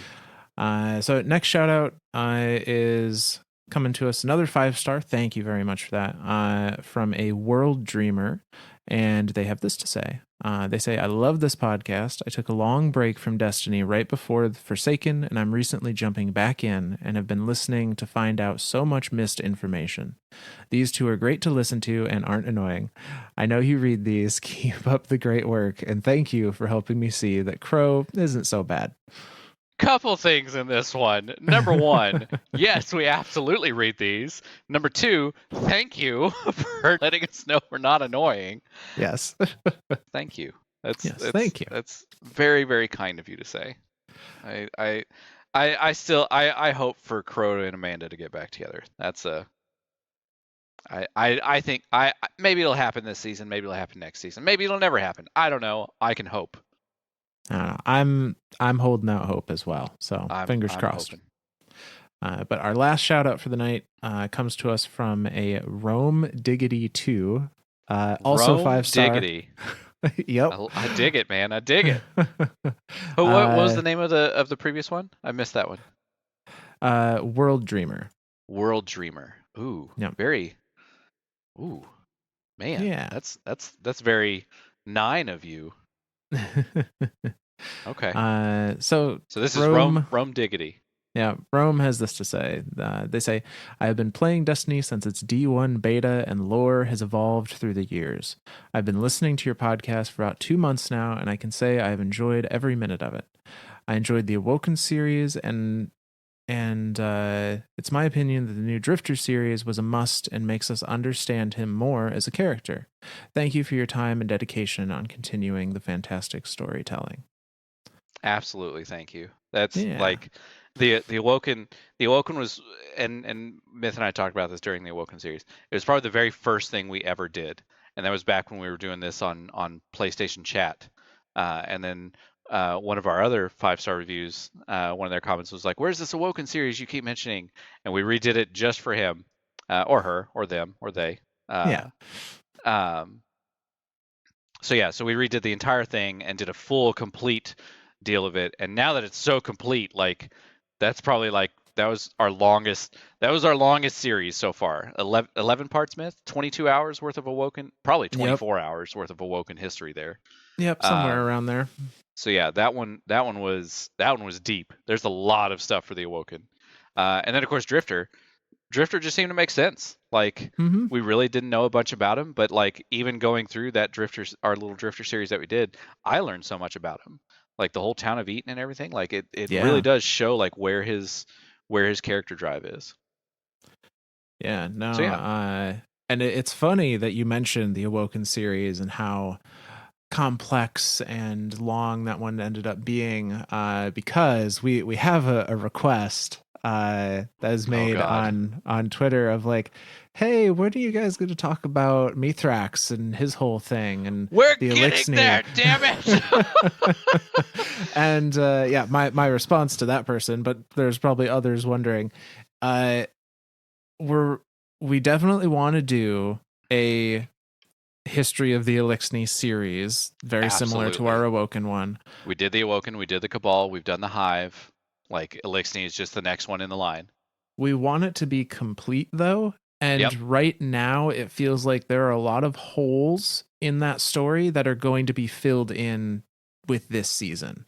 Yes. So when we do that, it is probably going to be after the seasonal story content for this Yep. season has come out, because then we'll have the full picture and it won't be a, this is what happened pre-whirlwind and whirlwind and then long drift and then soul system, but then there's this big just black hole in the middle of some of that. We want to have those details to fill in to make sure we have as complete a story as we can. So in other words, we're kind of using the 9 as like a two-part thing. One, I've really wanted to cover the 9 ever since we started doing these, and two, we're kind of using it to like make time pass in game, so we can get more seasonal stuff from this season. Because the Mithrax is definitely like this season has been a lot of revelations for him, and even just these past weeks have Yeah. been, oh my God. Oh, Myth and I have well, I have so much to say. Myth has so much to predict. So screw him and his stupid theories that come true every time. Yeah. So yeah, Elixni is coming. We promise. We gotta Yes. we Yes. gotta get there though. We'll get through the 9, and then maybe Elixni will be after 9. We'll see. Yep. We'll see how things pan out. But if you liked what you're hearing, and you want to let us know or give us some, give us some support, best way to do that, leave a review on your platform of choice. It doesn't have to be, you don't have to write out a novel or anything. But if you do, feel that strongly about it, you may hear yourself as a shout out here. But otherwise, just, rate us what you feel we're worth on whatever your listening platform is. That goes a long way. And if you, want to drop a message, or you have a request like that, like, hey, have you guys thought about doing this or things like that, you can reach out on our Twitter, which is at Myths and Stories, Z instead of an S at the beginning of stories. We monitor that, throughout the week as we can, and try and respond there, and use some of that to inform us as to what we should be doing. So there. Yeah. Alrighty. Well, I guess I'll give my final thank you then. Thank you, Namki. Thank you for taking the time to sit down and talk to Orin and smuggle her into the reef and rejoin her with the Queen's Wrath and the Queen herself. And thanks for almost sounding like Namco and making me think of Pac-Man every time I see your name. All right. Oh. Anything else, Smith? No, that's it. All righty. Well, then from all of us lore nerds to all of you guardians out there, we'll see you next time.